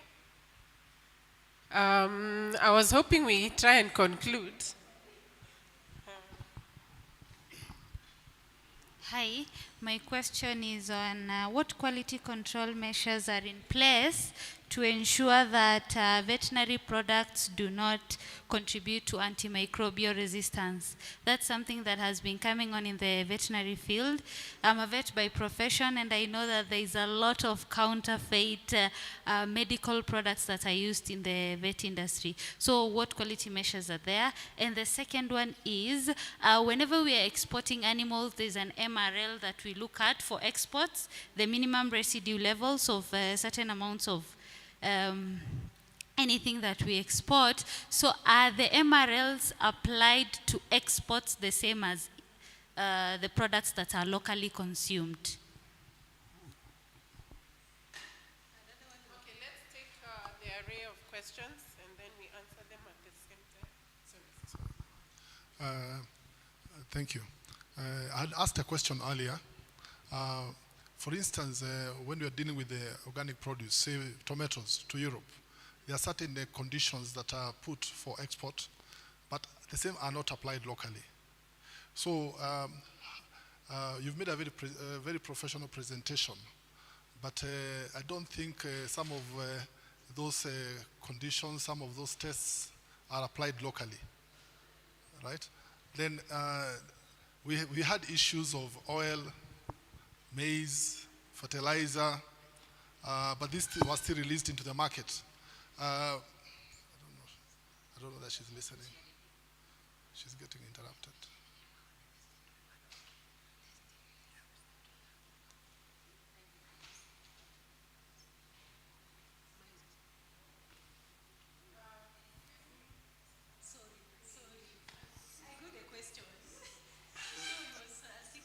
Okay, I think you're ignoring me, but it's okay. I'm saying you made a very professional presentation. Thank you. Yes, we had issues of oil, maize, fertilizer being released into the market. How did you apply yourself there? Because we had an issue of branding presented by the lady in red. And I think the way people are looking at KEBS nowadays is that when politicians are moving products into the market, the same tests, the same conditions are not applied to them like they are applied to the private investors. Now, my second question, for organic material, say like cabbages, potatoes, salt, honey, depending on where you harvest it, they are all different. How do you get those parameters? How do you know what you are selling into the market is standard? What do you look for? Last question? Okay, you're the last question. Thank you. Hi, cousins. Samuel Buru. Samuel Buru is my name. I lead in the informal sector, Secretary General. Maswali yangu ni mawili. One, I loved the morning session. It was in a simplified language yenye mama wa chini ataelewa. Personally, naongea chenye kiko ndani yangu. Naongea, acha niongee tu nitoke. Sijaelewa venye huyu madamu amesema. Akona kizungu mingi. This presenter, but yours was perfect. So swali yangu ni, mimi ni mtetezi wa wanyonge. Swali yangu ni, kuna wakati tunaenda kununua madawa kwa chemist ama pharmaceuticals, unapata options mbili. You have the generic na hiyo ingine. By the end of the day, the common mwananchi si anataka dawa, si anachukua hiyo ingine. Sorry, the next one, another example is, wakati naenda Rudhuri kununua electricals, napatua Samsung na Samsung nyingine brown, but zote ni Samsung. Swali yangu ni, wakati mnafanya standardization ya KEBS, do you have two standards, ya generic na original, ya mchina na ingine? Thank you. You have the last question, although I feel like some I would have tackled. But I would like to explain this also, pertaining to the presentation from my fellow scientists. When we started, we agreed on, first of all, the mode of language, because we had requested if anybody wanted any other language to be discussed, aseme. And I think if you all attest to me, we all responded in English. So that was an oversight. I think you had not arrived. But she can have a session with you so that you can understand anything that kind of passed you by. Kama kitu imekupita hivyo, yeah. But you see, scientists, they can't help it. Sasa mimi ni marketer, sasa language yangu inakuanga tu hiyo. So thank you. Okay, thank you. My question is one for standards. So we have an example of paprika. You are stating in your web store you are selling the standard, but when you buy you only find that you have the standard, the specification for chemical only. There are no microbiological limits. So I don't know, when a customer comes and tests, because I'm from a testing lab, so maybe they failed something like E. coli. Now we don't know if they are failed or they are good. And then another question is pasteurization, the milk that has been pasteurized, they usually referred as fresh milk in the market, and they only last for 3 days. So if I'm in a lab and I'm not able to analyze it the same day, can I freeze the sample? Then I'll analyze it. Maybe if it is on the expiry date, will it affect the results? Yeah, thank you.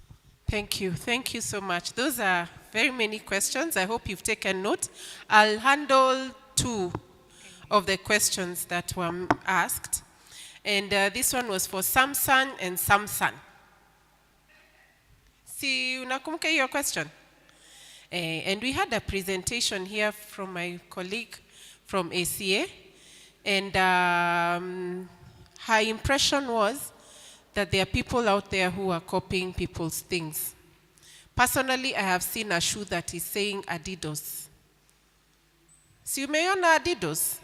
And you don't realize that it is not Adidas until you kind of really, really focus, or if you have that if you will remember how the Adidas actually looks, everything else looks the same. So that is anti-counterfeit, and it is very, very important for us to kind of be to be careful on, especially appreciate our brands. Kama wewe ni mtu wa brands, wewe kuwa ukijua brand yako. Ukiona mtu ameiharibu, report it, because hiyo sasa inakuharibia mambo yako, starehe zako. Yeah. I can tell you another, I can maybe, on behalf of the team here from ACA, there's a time Royco, and she even mentioned it, there was a time Royco had really been counterfeited at one time, to a point that you are not even sure what was going on. Are you getting the actual Royco or not? So the authority really, really had, walikuwa na kibarua, and as they can attest to you now, I think right now I don't think anyone has any complaints. Have we had anything new about Royco and those products? Yes? Oh, okay, yeah. So I was actually answering a question on your behalf. I don't know if I've done it justice. Yeah, okay, thank you. You mentioned something to do with medicine. Ile generic na hiyo ingine. Aya.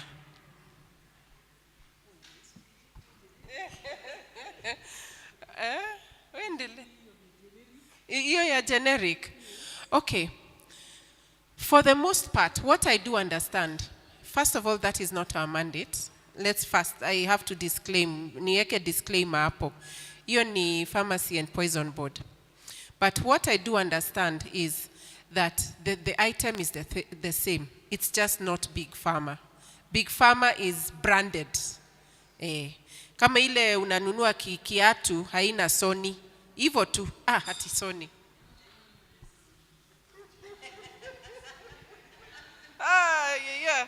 Yeah. Hiyo kiatu haina Adidas. But it's a good quality shoe. So that's how I understand it. And for the most part, it has been what I've mainly appreciated. So it's your prerogative. Ukiona, you can spend that extra shilling to get that branded item, Big Pharma, that is, hiyo ni sawa. All products are the same. I think the most people who really get affected by it is the young mothers with their children.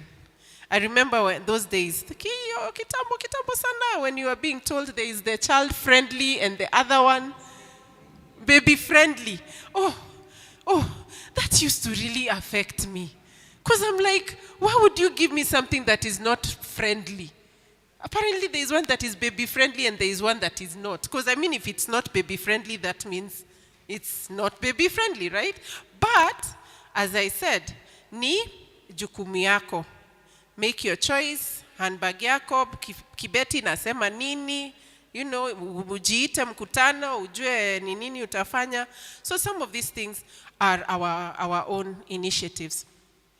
Faith also said that you can be able to verify products, quality products, permits. The presentation that was here previously, 20023, you send to ensure that you have a valid product. And I don't know if anyone tried when that was happening, but as long as that product has a valid permit, the message must come either the permit is valid, or if it had a permit, it has expired, it will say the same. Similarly, while I'm here, I should also tell you that you can tell whether or not a staff member is an actual staff member. Because on that same message, you can send to 20023, the message will either let you know that this person is a KEBS employee or this person is not. Why? Because you're going to ask me for my national identity card. Who doesn't know how a national identity card looks like? We all know how it's supposed to look like. Yeah? Whether it is we know those ones, the cards. So you'll ask me what my HR number is. Mine is 1607. So with my HR number, you will go to that message, EOR 20023, and then you will send a message to HR. You'll send a message that is HR hash and then 1607. When you send that message, it should come back that whether if I am a valid KEBS or employee, if it will even tell you what my position is. It will even tell you if I am actually on leave or I am active. It says active actually, meaning if I'm not active, means I should be somewhere else, not coming to your premises. So all these are things that we've done for you to be able to protect yourselves. And of course now there's also the ID number that will be very visible there. So you will take that number and compare it to my ID, which should be when the officers are going to do any checks, they must go with their national ID or even the card, the Gazette card, the one that gives them that right to be in your premises, and then you will verify, hence protecting yourself. Needless to say, you can call us toll-free at 1545 during business hours. Now, I'm hoping you can still remember the questions, and then there are some things that I'm burning to share. Okay, what was burning? From the questions you asked, what was burning? Is there anything that I've left out? Huh? Which one? Which specific? Because I think I've...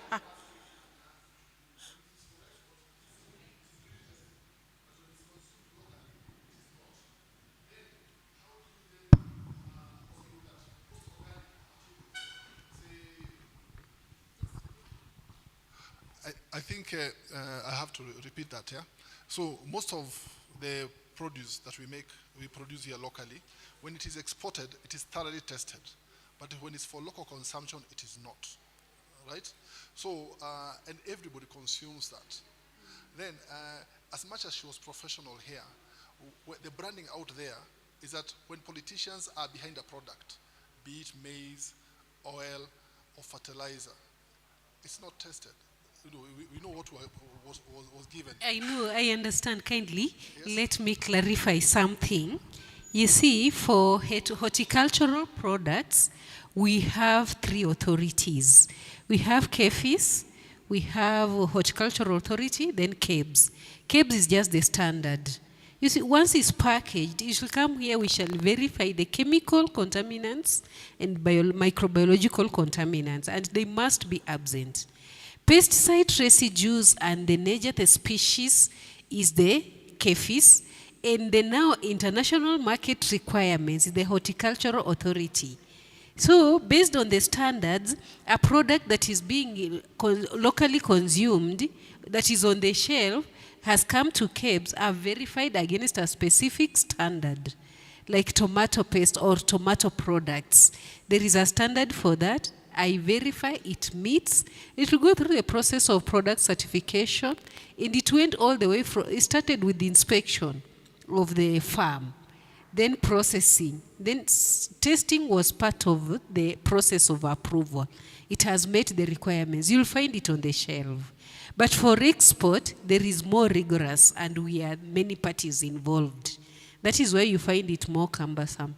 On issues of the image of KEBS, it is difficult to convince, but from where I sit, we give our best.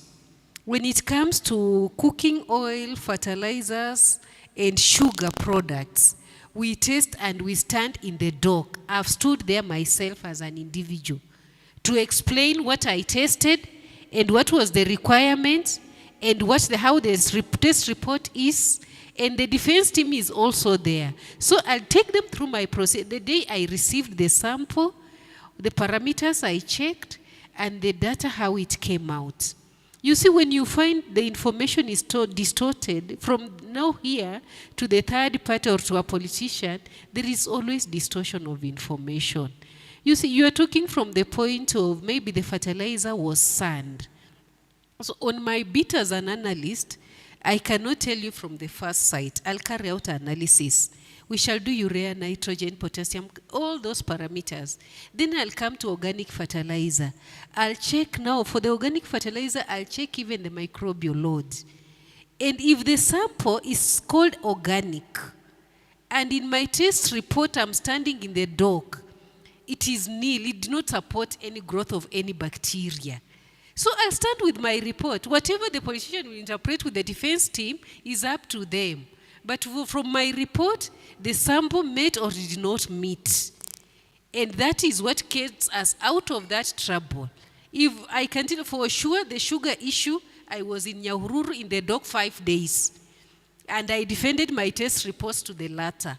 Fertilizer, I've been there, organic fertilizer, I've defended my test reports. And I'm still here, which means I had a procedure in place, and the report was clear. Come to cooking oil fortification requirements. There are those which met, there are those which not met. When you give me now the report, I'll stand with my test report, with the product, how it came in, how it was received, the BS number. At my end, I'll only have the number and the matrix and the test reports. And from that, I'll read, and now from another level, they'll find the name, the source, and even the officer who picked. And you draw that information continuously with our saved document, the systems we're implementing, you find KEBS is out of this. Yeah, however, whichever kind of politics they'll play, when it comes to scientific facts, it is either there or not. And we stand with our reports. Thank you. And Thank on you the so much. standard, there is a standard that might be lacking specifications. It is a requirement standard. So a paprika, you'll find a clause just written as hygiene, shall be free from any contaminants, either microbial or physical. So when it is free from all contaminants, it means shall be free from even that E. coli that you are saying. It's not the table form, but there is a statement in that clause given in a specification, like this example, specification of honey. The honey has given the table for coliforms and yeast and molds. But for the seasonings, most seasonings is just a hygiene statement. It shall be free from these contaminants. And E. coli, Salmonella, Staph aureus, those pathogens, they are all contaminants in terms of hygiene. And on veterinary products, we have 5 authorities. So I'll stand there with my standard, and the standard will just give me requirements of contaminants of chemical and microbiological. But we have authority that will going to check pesticide residues, is going to check the quality if the extension officer, veterinary extension officer came and verified the animal, the method of slaughtering. You see, there are many authorities involved.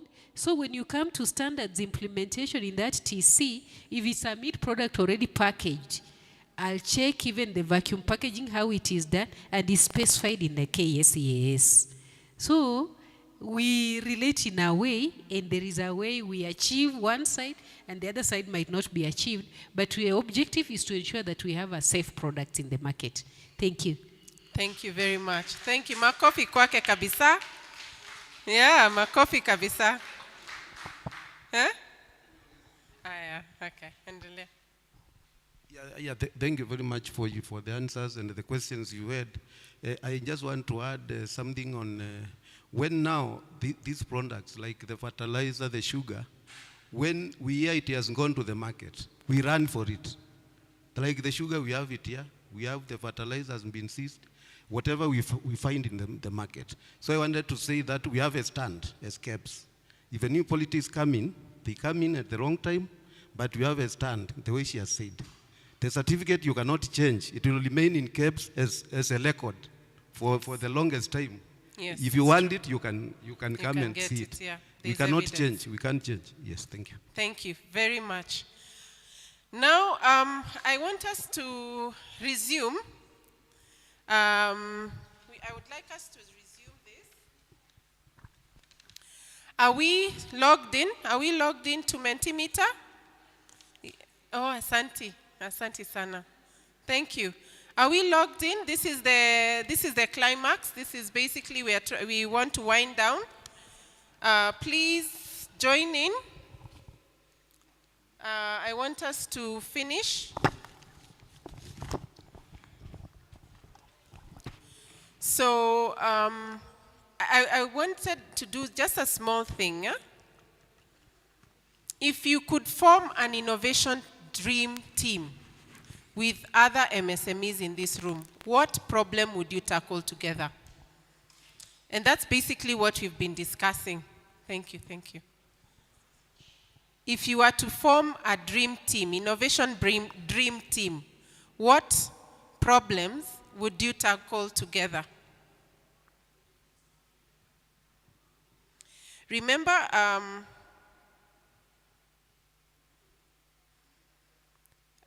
remember the purpose of this is also to pick your mind to see how we can be able to also be in your shoes and just assist. Some of these things, I'm looking at it as Kenya Bureau of Standards. You will look at it as, because you know how your shoe is fitting. Unajua ni wapi kiatu kinafinya. Kama ni mbele, kama ni nyuma, kama kuna shimo. It doesn't need to be very technical. As we agreed, we are just doing the spoken word. You have a dream team, there is a problem. What would you want to tackle? I give you 1 more minute.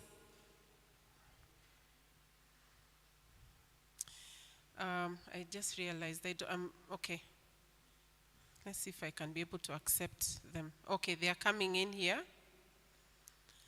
How to get our product certified by KEBS, improve on different products we have, quality standardization, KEBS certification. How can we be able to, it went too fast. I don't know if I can be able to see it again. Simplification of the process. I would ensure everything goes to the test. I would like to tackle the problem of quality assurance, One Health, for example, sustainability. These are very, very good answers. Thank you very much. Anybody else who wants to add before now we go to the quiz?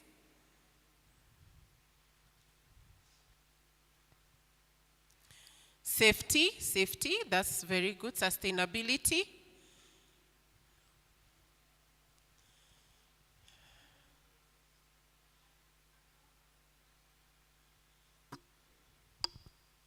Okay. So I want us now to go to the next. These we are retaining it and we are sharing.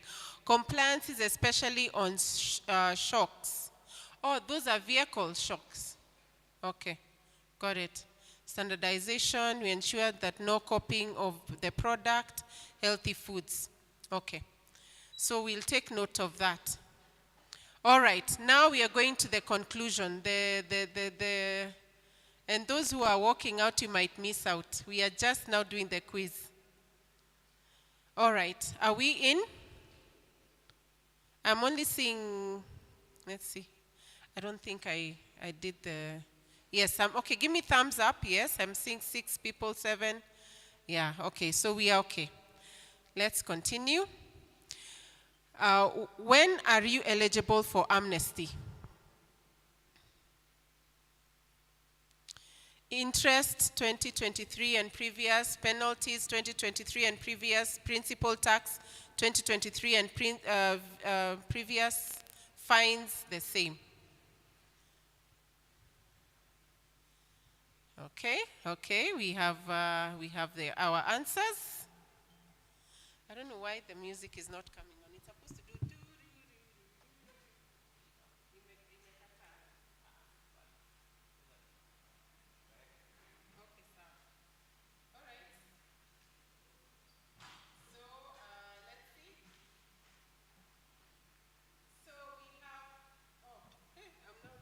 Using my phone as a microphone.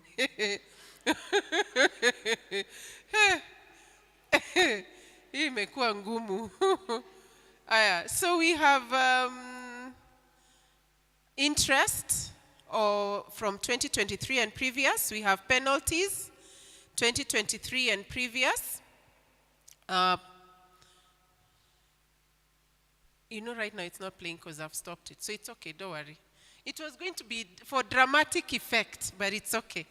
And then there is fines from 2023 and previous, and principal tax. Principal tax is the wrong answer. Remember, she mentioned that, for instance, if you had 30,000 that you are to pay, that will not be eligible for the amnesty, but anything that is maybe interest related and fines related, we were getting the amnesty. Next, rate of turnover. Which one is it? Out of 10%, 1.5, 7.5, 30%.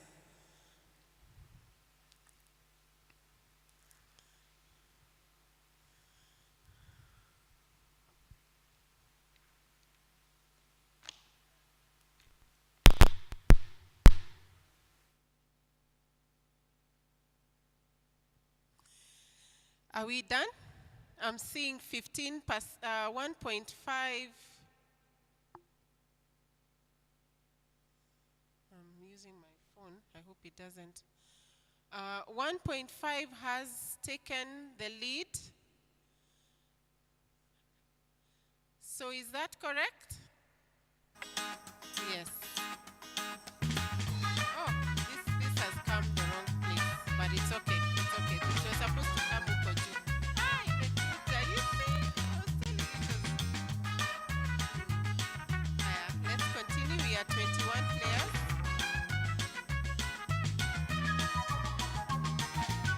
Oops.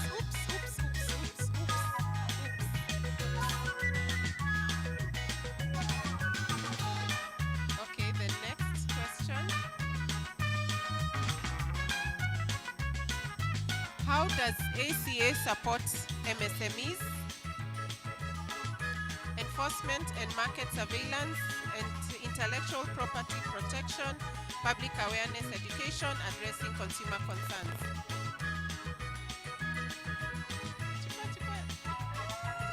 That one was timed. Okay, good. Guess what? They were all right.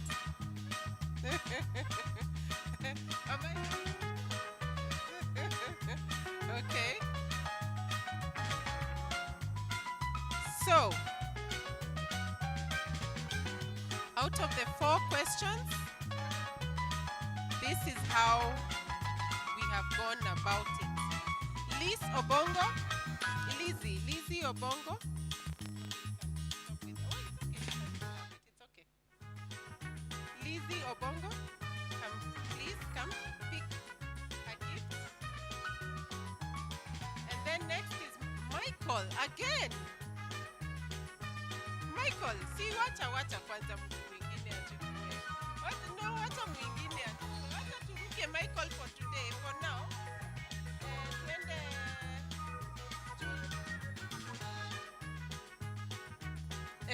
which one did you choose? She chose a thermos.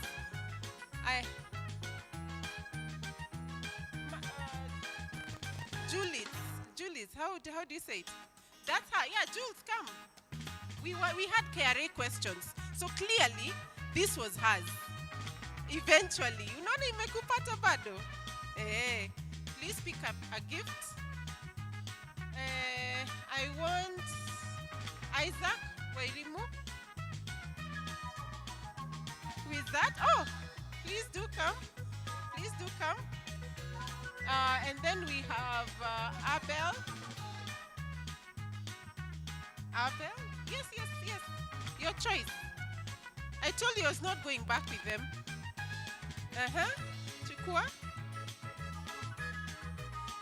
And then we have Frida. Njonjo. And then we have Deborah. Deborah ni nani? Ni wewe. Tafadhali, come and pick your gift. We have Deb. Please do come. You're Deb. Please come. You were not expecting this, eh? Because what I decided, and that's why you saw that screen was in the wrong place. For the finale, anybody and everybody kind of, until the products are finished, we'll get a participation gift. That's Samuel Mburu. Samuel? Hi, cousin. Cousin, I'm here. Karibu. Okay, so we have that. Let's see, I think that is it.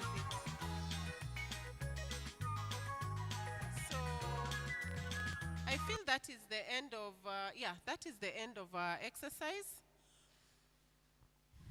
And I would like to call one of us from the floor to give a vote of thanks.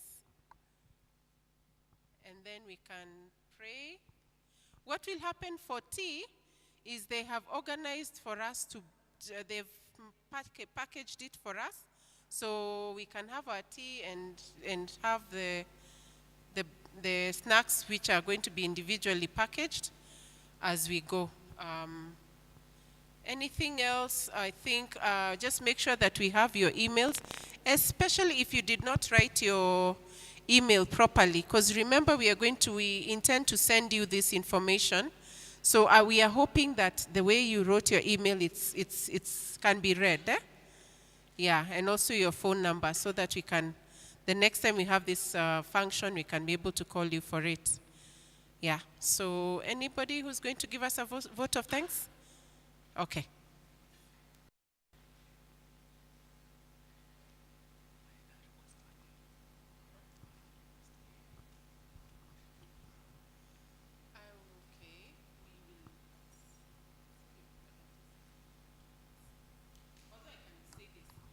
We have this young man. He has a flyer, a banner there. He wants us to see what his product is. And please, for those who are here, if you've not just gone through and seen what the exhibitors have, please take that minute, a minute or two, to see what they have. Thank you. All right, so let's clap for all our presenters today. Yes, I would like to take this opportunity to appreciate everyone that has made this occasion to be successful. So without wasting any time, maybe you can just have a word of prayer. Let's believe and pray. Everlasting Father, we thank you for this moment of the day that you have granted to us, O God. Thank you for the session that we just had today. We commit everybody that has had a presentation to you, Lord. May you remember them wherever they are. We also commit ourselves to you, Jehovah. May you guide us and protect us. In the mighty name of Jesus Christ, we do pray. Amen. Thank you very much. As I said, tea is served. Please.